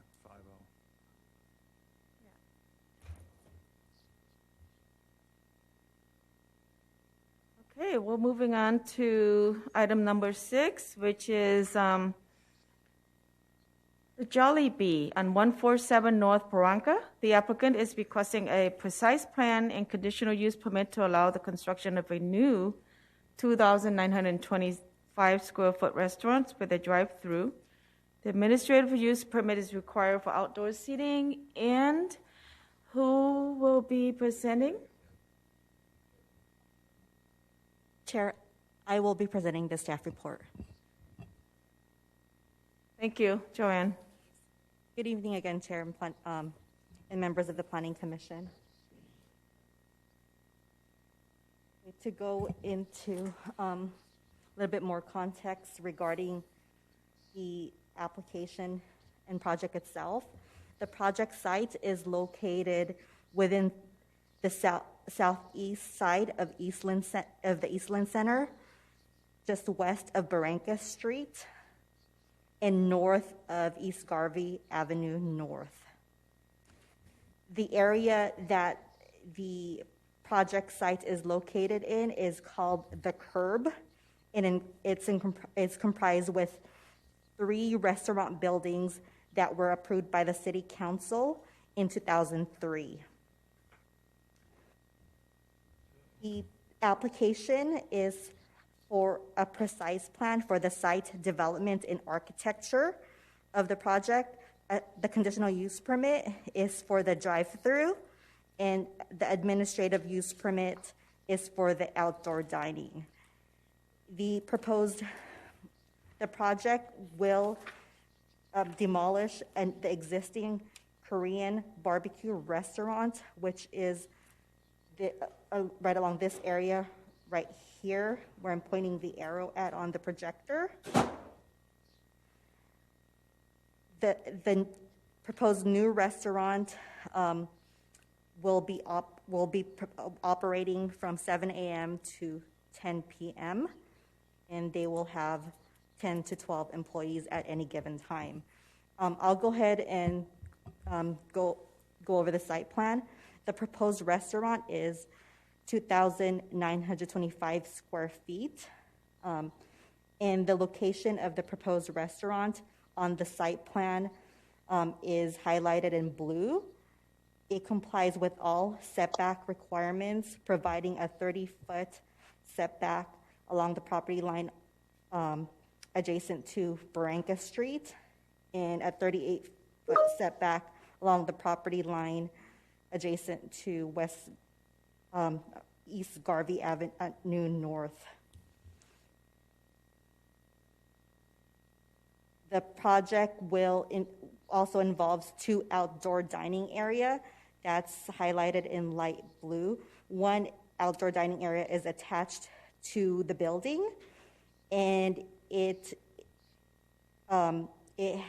proposed to have 2 tables. Two tables with 4 seats. The other outdoor dining patio area is located on the west side of the drive-through lane, and would have 6 tables and 12 seats. The drive-through lane would wrap around the west side of the building, also the south side, and exit through the northeast of the building. Landscaping is proposed. The applicant is proposing to keep the existing landscaping and also supplement it with additional landscaping to screen the drive-through along Garvey Avenue, and also provide additional screening to between the drive-through lane and the outdoor dining area to the west, so that there is a landscape buffer there, so that the people participating in outdoor dining activities during non-COVID related times and after the stay-at-home order is lifted will not be seeing the queued vehicles while they're eating. The site, if you look at the aerial view and also the extended site plan to the left, the site is accessible from Eastland Center Drive. In the drive-through lane, entrance to the drive-through lane, it follows the arrows on the site plan. So drive-through vehicles coming from Eastland Center Drive will drive forward past the first row drive lane and then go in from the second drive lane and then into the drive-through. There would be signage there so that vehicles will not be directed and will not be queuing in front of the existing restaurants on the site.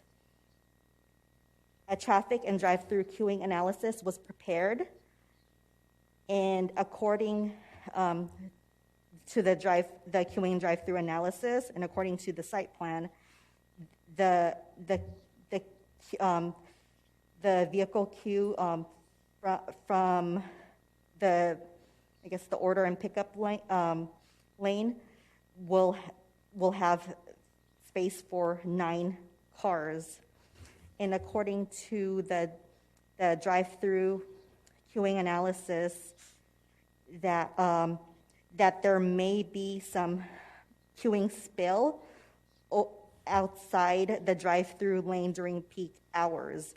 And the analysis recommends that extra mobile order taking points be done during peak periods, which is basically an employee being outside holding a tablet taking people's orders so that it'll be fast, so that they can prepare the orders faster. A second recommendation would be to have an employee direct customers to designated parking spaces or spots, so that if the employees need extra time to get an order out the window pickup area, they will be able to, rather than waiting there, the vehicles would be able to park somewhere else in a designated spot, and an employee can bring them the orders to their vehicles, so that the queuing will not collect on the drive-through lane.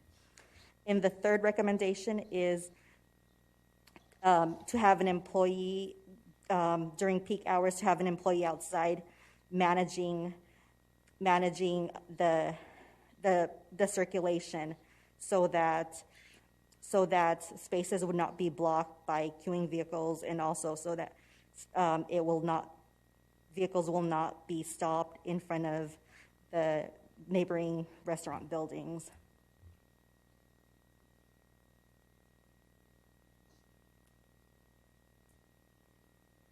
As far as parking is concerned, the Eastland Center has 3,450 parking spaces. The curb area itself has 231 parking spaces. However, the project will eliminate 6 parking spaces within the curb area. Based on the city's municipal code, the use itself will require 31 parking spaces. With the required 31 parking spaces, there would still be 3,000. The required parking space for both the Eastland Center and the curb is 3,359, and the curb 125 parking spaces, which would mean that there would be a surplus of 124 parking spaces for the Eastland and 100 parking spaces for the curb area.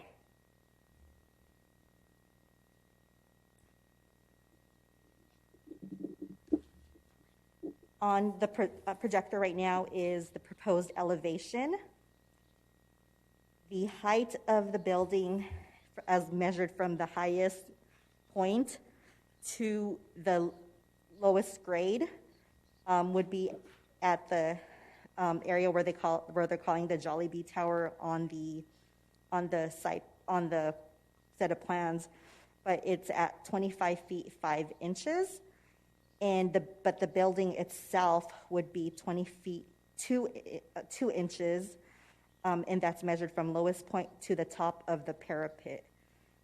They are going to be having proposed rooftop mechanical equipment. However, because of the height of the parapet, the mechanical equipment will not be visible from off-site. The parapet will be higher than the height of any mechanical equipment on the roof. The proposed architectural style is contemporary. The architectural style is mainly driven by the restaurant's branding and new corporate design. The proposed materials would include long board wood tiles along this side, floor to ceiling glass windows, aluminum panels, concrete plaster, and stone veneer. The stone veneer is mostly on the side of the building. It's not shown on this elevation. However, I will go ahead and go over that on the following elevation. So the stone veneer would be visible from this side, from the west and east side, right along here, and here on the east side. Staff does have some concerns that the proposed architectural style is not consistent with the Mediterranean elements present on other restaurant building within the curb.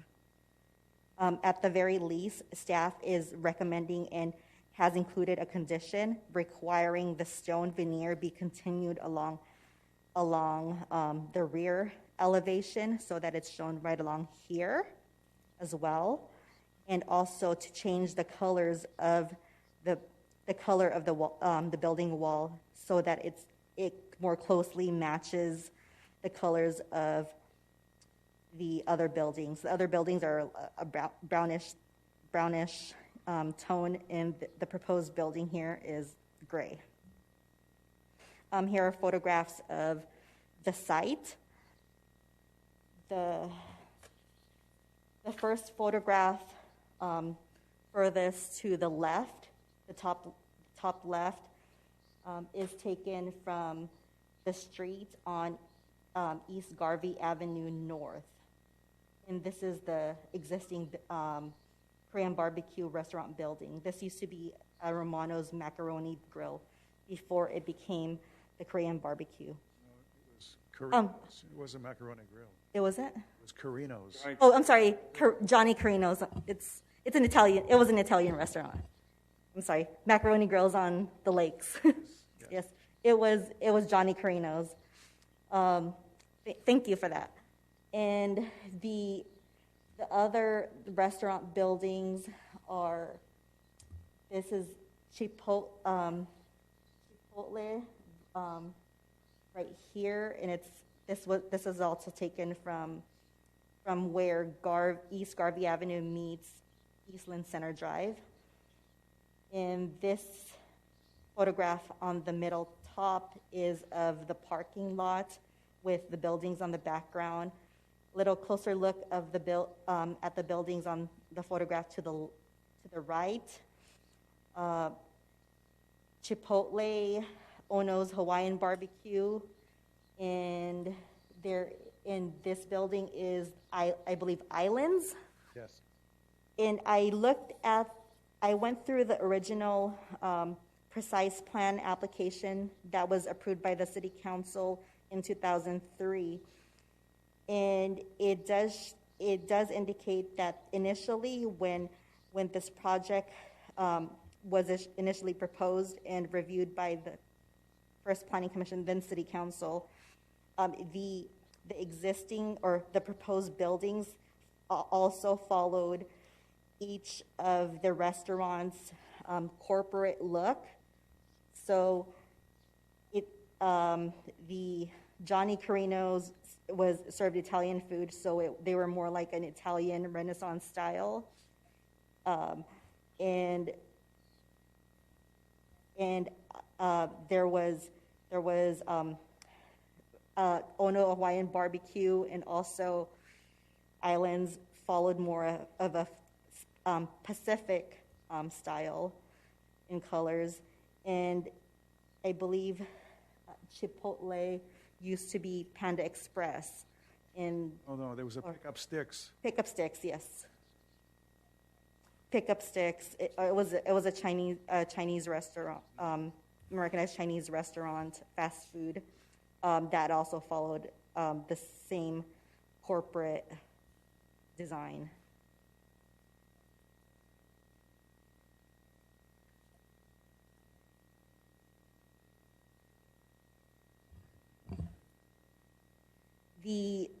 Here are the proposed elevations for the outdoor dining patio and trash enclosure.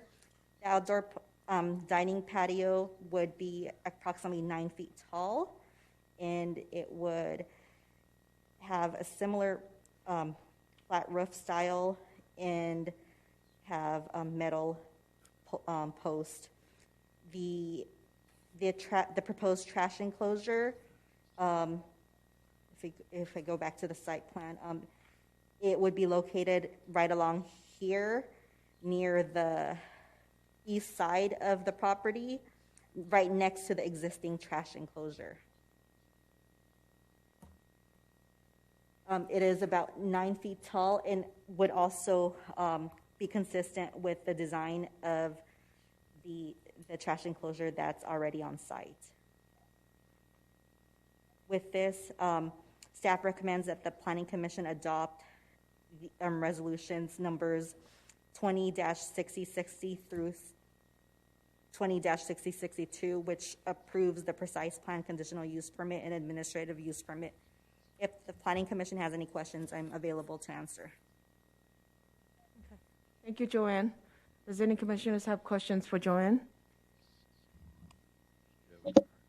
And also note that we did receive 2 letters of support from the owners or the management of the Barranca Towers across the street, and then one from the property, one of the property owners of a parcel within the Eastland Center. Is Dan Richards, is he on the Zoom line? Let me go ahead and check.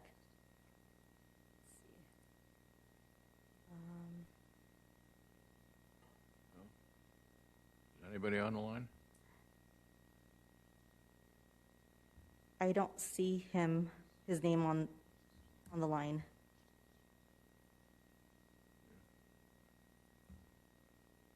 I think Jollibee people are on. So we do have at the Jollibee's team, the applicant's team, on participating via Zoom meeting. Okay. Joanne, we actually have Dan. He is in the Oh, Zoom. he is? Okay. Yes, he goes under just Dan, and he's wearing a green shirt and waving at you right now. Okay, let me go ahead and We have somebody here. I don't see it. Oh, Dan, that's it.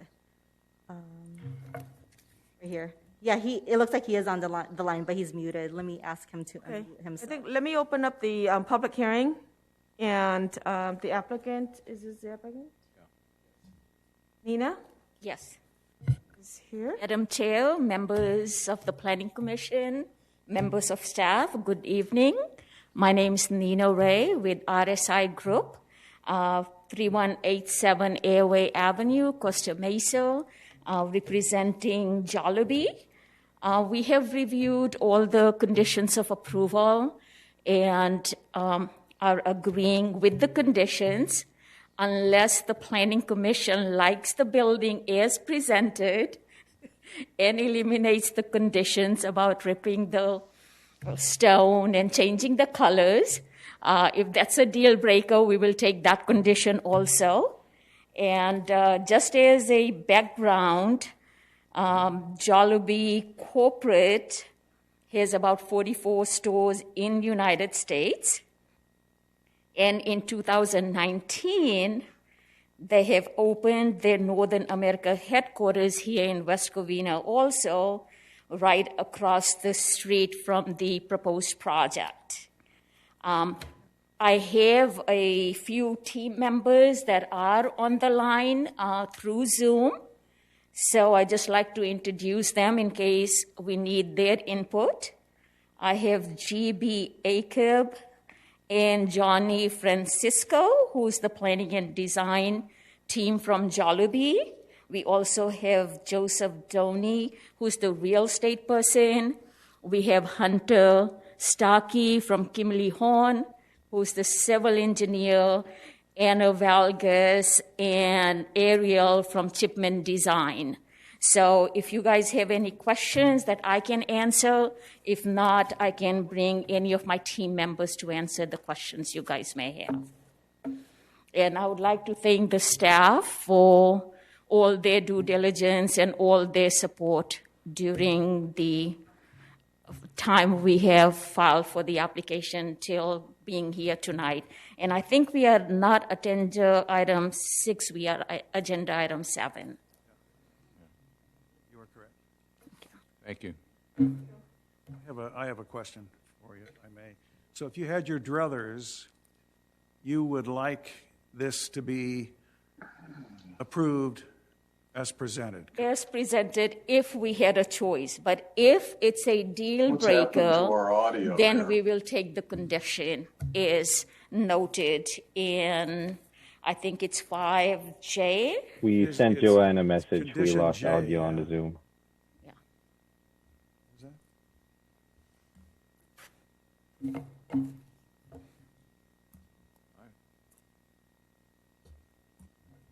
And there was a question about, I guess we were given some choices as far as managing the drive-through queue. Yes, there are recommendations on the queuing study about the peak hours of where they would have a staff outside that would be taking the orders to speed up the drive-through lane. If the orders are going to take a little longer, then they have designated spots that they can go to and wait for their order. And there was a third recommendation that Joanne read out that would help the stacking. And we are not stacking right in front of the restaurants. It would be the other drive aisle, which would not be blocking any of the traffic going to either Islands, Chipotle, and Hawaiian restaurants. I like the idea of having somebody out there, with a tablet or something to take the orders. I know that works. They do it at Raising Cane's and and Chipotle and it does seem to speed it up. Yep.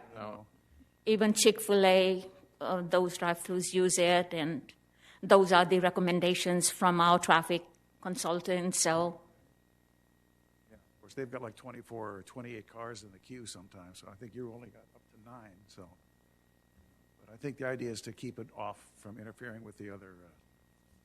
yeah, and especially we are tucked in the shopping center where we are not blocking any drive aisles, and that's a plus too. So all the overflow would be in the parking lot, not out on the streets.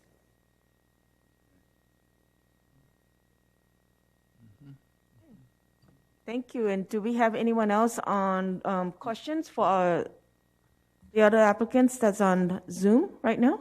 We can't see the Zoom, so I don't know.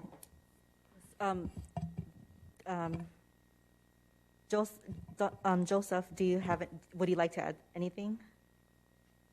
Oh, hi, everybody. Good evening. I just want to say to the commission that, by the way, I'm watching you in a 20-second loop delay on video, but I can see, Chairwoman Sheena Heng and Commissioner Donald Holtz,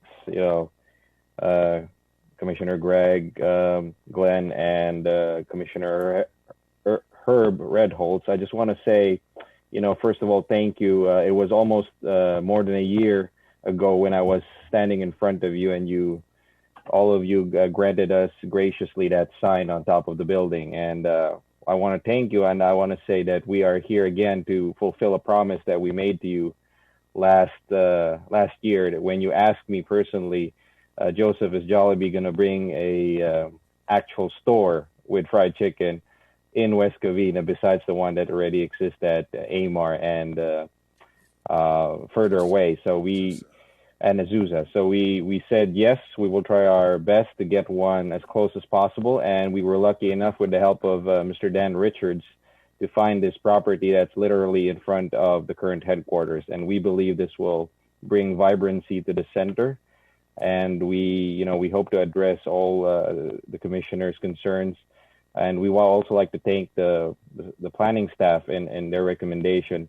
As regards to the comments on Italian, I would just like to say that being 1/4 Italian myself, and in the past having an Italian girlfriend, the term, or ex-girlfriend, the term Italian can mean different things to different people. And what we have right now over there would be graciously called Italian by some people in Milan. But the point being that what we're striving here is to create this vibrant new site in the city of West Covina. And with that, I want to ask again the commission to graciously once again grant us this chance to be of service to West Covina and to bring even more pride into what we're already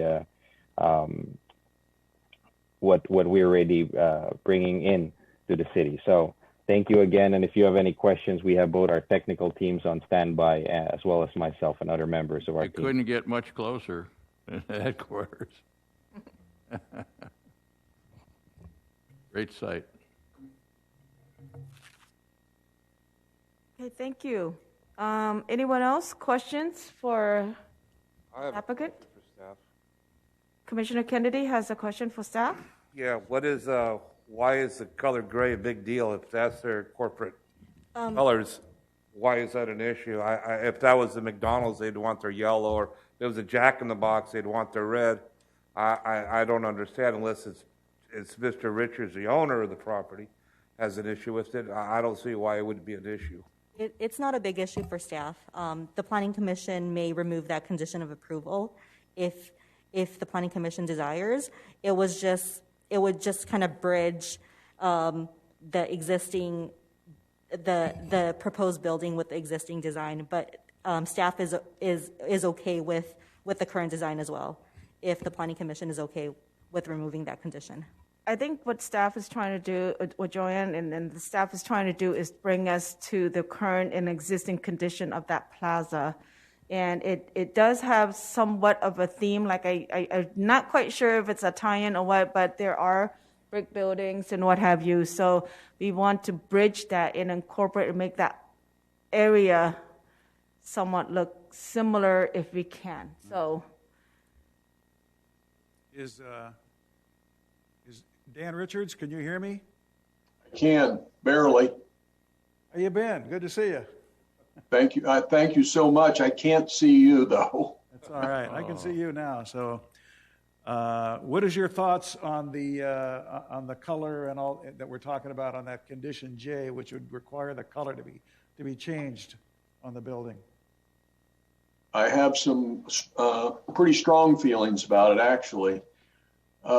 Couple things that I'll say prior to answering that question. I know that all of you know how big Jollibee is. They are a massive company, international in scale. Their North American headquarters are located across the street, the top 2 floors of the tower there.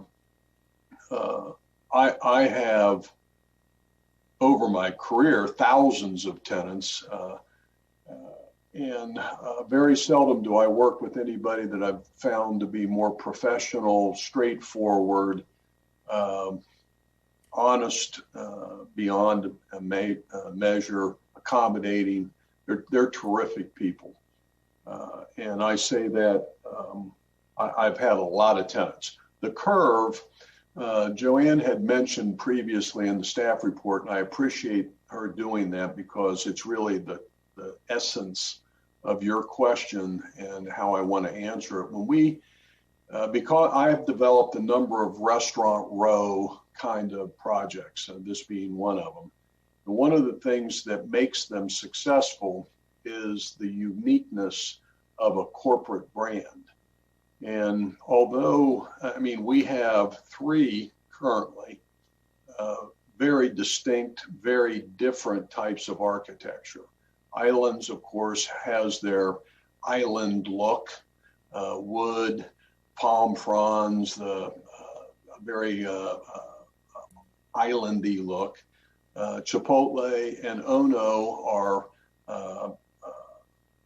more traditional look that you would see in shopping centers, and they're both share a building, so the consistency there we thought was important. And then, of course, we had Carino's as our initial tenant there, who built a fantastic building. I love the building, but it's wildly different than the other two. So Jollibee has a corporate look, and this is important to them. This is, and I don't want to, Joseph, I don't know if I'm going to say it. This is a showpiece for them, and this is their North American headquarters. They want it to be what Jollibee is going to look like across the United States. They've got a dozen or so stores now, and they just keep growing in the States. 1,600, I think it is, worldwide. So from my standpoint, I really hate to see the Carino's building go, to tell you the truth. I like it so much, but that's progress. Things change, and Jollibee's got a corporate look that's important to them. And so I am very much in favor of it. I don't feel like, I've talked to my other tenants, by the way. They don't have any issue with it at all. They think it's a great thing because they're going to fire up the center as well. You know, we have a very good center there, as you know. It's been very, very successful for a long time.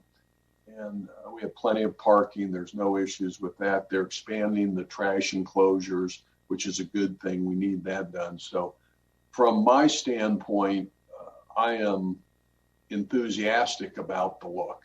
I recognize it's different, but they're all different anyway. And so this is just a different. And so I'm good with it. And I will just kind of put this out there as a little teaser for you. But Jollibee owns a number of franchises, and well-known Coffee Bean.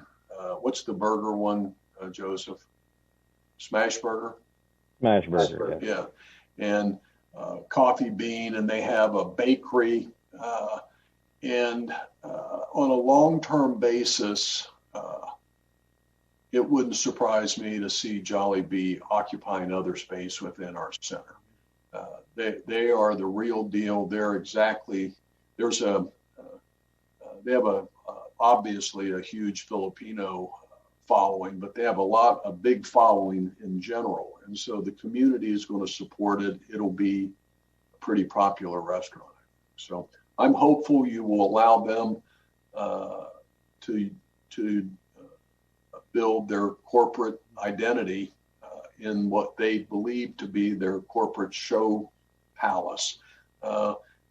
When you are in their corporate boardroom on the 9th floor of the building, you literally look right down on it. So it's pretty important to them. So I hope you'll be able to grant that request in their submission.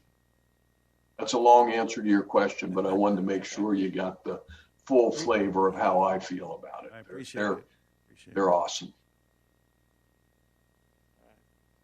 Okay. Thank you. Thank you, Dan. Thank you. Okay, I don't have any more cards, so do we have anyone who want to speak in favor of or against this project? If none, I'm going to close public hearing meeting, and we're going to open for commission discussion. And Commissioner Redholt? Thank you. Yeah, I will go first on this. You know, when I first got this staff report and I looked at the elevations and the drawings and all that, I went right over to condition J in the report and I wrote one word: remove.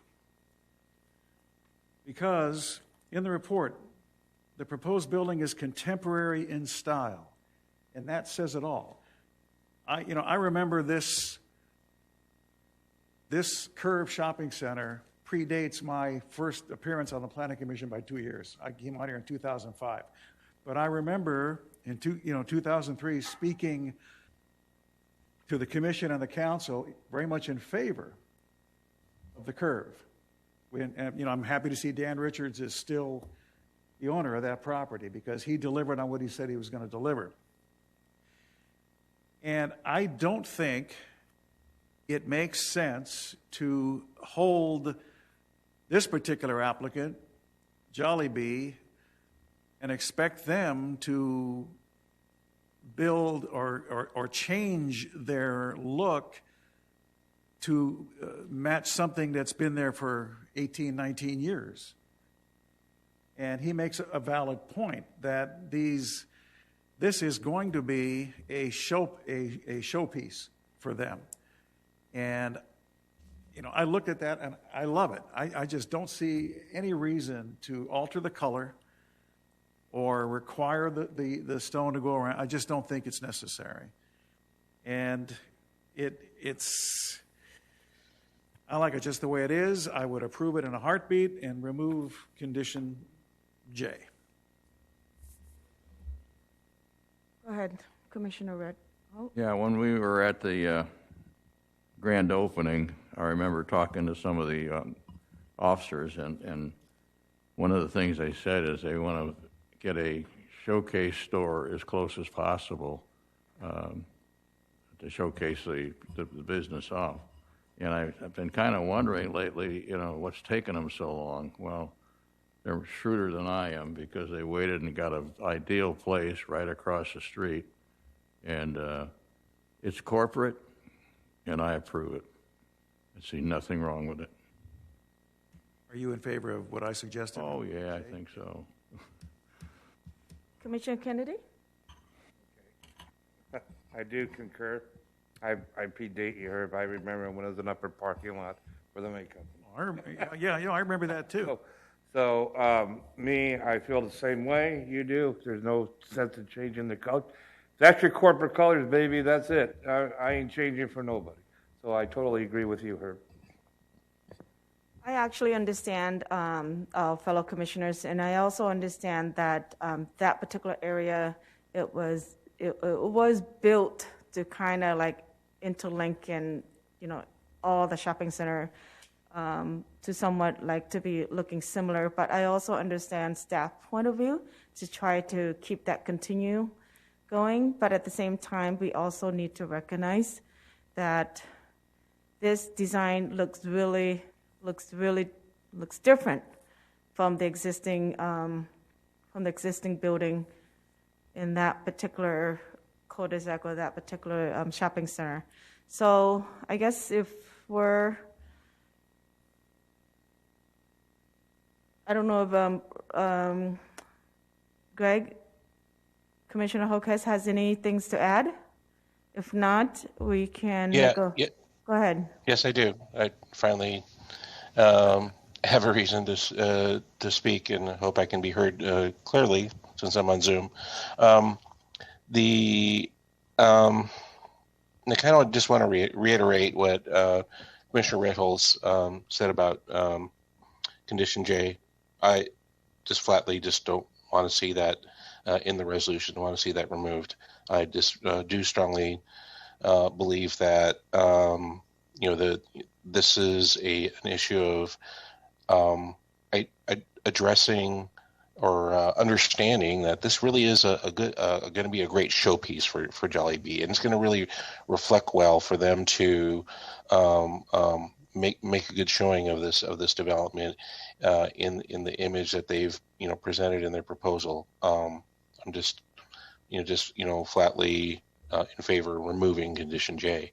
I'm personally really excited about this. I think this is just we heard earlier, this is a kind of a promise kept to bring this restaurant in, and and thank you, Joseph, for coming through with that. I'm just really excited and thrilled about it, and I'm very hopeful that we will see more coming from Jollibee with the other brands. If I were to put my place a vote for what comes next, I'm would love to see Coffee Bean and Tea Leaf come to town. So, just that's my vote on that. So let's just, consider that, this is, really something that is going to present itself well as a showpiece for Jollibee's if they stick to the design that they proposed. It's great looking, and I don't see where it's an issue of contrast or not conforming in appearance to the neighboring developments. Like Commissioner Redhill said, those are were put in quite some time ago, and they're all different in and of themselves, and and every other adjacent storefront is different. So I don't really think we have an issue there of some sort of pattern of conformity and appearance. I think it doesn't even exist. So I just strongly urge removal of condition J from the resolution. Thanks. Okay, if we have anyone else wants to add, if not, is there a motion to approve? Let me just say one other thing. Very quickly, I just want to once again thank Jollibee for choosing West Covina for their North American headquarters. And I'm glad to see that you put the name up on the top of the building on the east side. So people going east and west know that building has an identity to it. And thank you again for choosing West Covina. And I'll go ahead and move the item. Okay, anyone has a motion? I just moved it. Motion to approve. I just did that. Okay, Commissioner Redholt has motioned. Is there a second? Commissioner I'll Holtz has a second. second. Hawkes has a second of a second. So, Give Hawkes a chance. Come on, man. okay, all righty. Roll call, please, Mark. Well, yeah. Yes, so we have a motion to Oh, approve. remove J too. Yes, I was going to note that, and that would be to remove from the precise plan condition 5J. The balance of the conditions would remain the same. We have a motion by Commissioner Redholz, and I believe we're giving the second to Commissioner Hawkes, if I read the room correctly. And with that, I will do a roll call. Vice Chair Holtz. Aye. Commissioner Hawkes. Aye. Commissioner Kennedy. Aye. Commissioner Redholz. Aye. And Chair Hing. Aye. Motion passes 5-0. And this action is final unless appealed to the City Council within 10 days. Thank you. You too. Thank you all very much. It's a good decision. Thank We you. appreciate it. We'll do a good job. Know it. We're here to help. Now we're moving Thank on you, to everyone. Much appreciated. I'm on that coffee bean with you, by the way, Greg. So Oh yes. I'm all over Followed by that. Smashburger. I'm bugging Joseph right now on it. So we'll figure it out. All right. Thank you all. Good night. Good to see you, Dan. Thank you. So we have a non-hearing item. Are there any non-hearing items? Is there any non-hearing items? I think we're done, aren't we? Yeah. No? Okay, It's done, yeah, except for 8. Except for, so we're moving on to commission reports, comments, and miscellaneous items. Anything on that? yeah, I'll go. I mean, this is our last meeting of the year, and I just want to take a second to, We're not having a next meeting? no, it's going to be Christmas, I think. Yeah.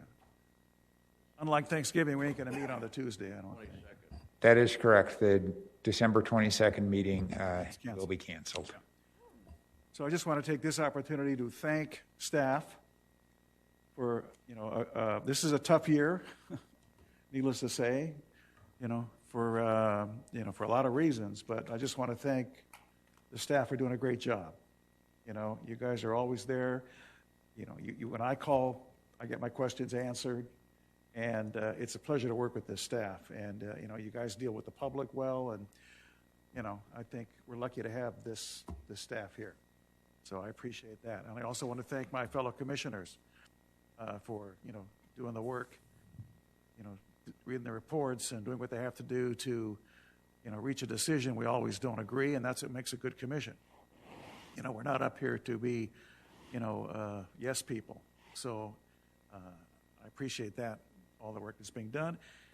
And I just want to wish everybody happy holidays and Happy New Year and all that to staff and my fellow commissioners and to the community who's ever listening to us. And ready for another good year. I think we've got some pretty good projects coming to us in the first quarter. So I'm excited to continue this and to watch West Covina continue to be a leader in this area. So thank you all. Wonderful. Commissioner. I want to duplicate my fellow Commissioner Redholz, and I want to really thank the staff for all their help, and especially to Mark, who has to step in and assume the position of the planning chair, if you will, which wasn't an easy job besides taking on his regular assignment. And also my fellow commissioners for making it easy to work with each other, and to wish all of you a very merry holiday, and look forward to seeing you next year. So God bless all.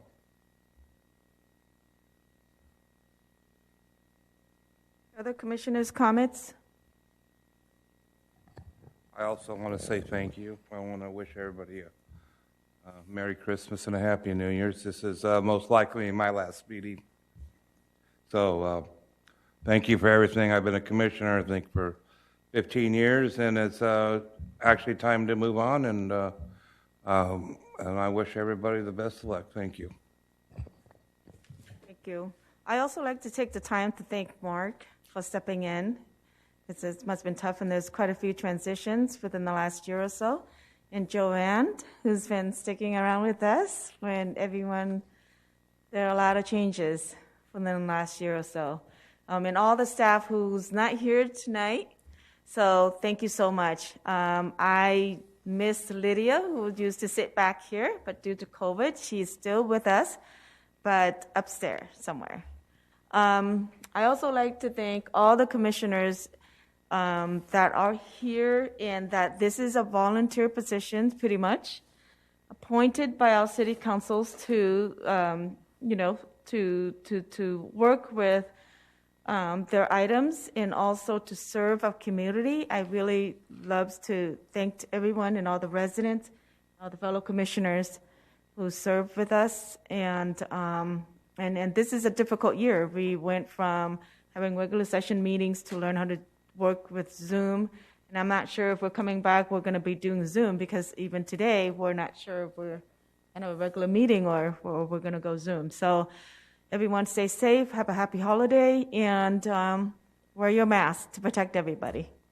Thank you. And I think Community Development Director's report, completely almost forgot about Mark. Thank you very much for all your kind words.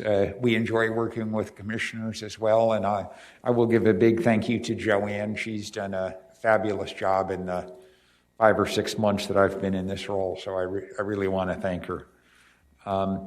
With that, yes, we are canceling the December 22nd meeting, so happy holidays, Merry Christmas, and Happy New Year to everybody.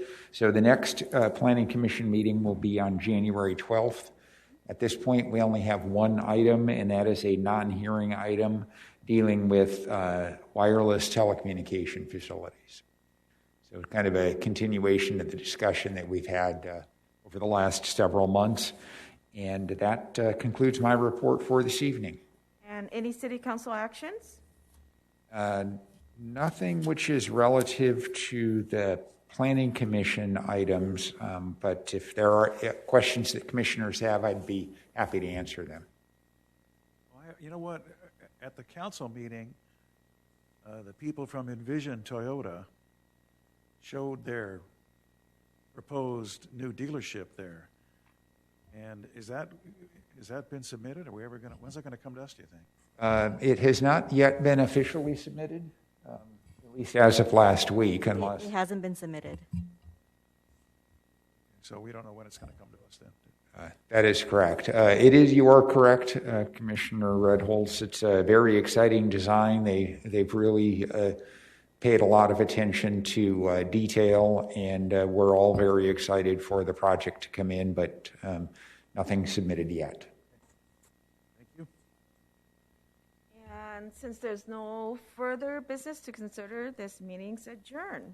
And thank you very much, all the residents and all the applicants and all the staff and planning commissioners. Good evening. And we're ending at 9:27.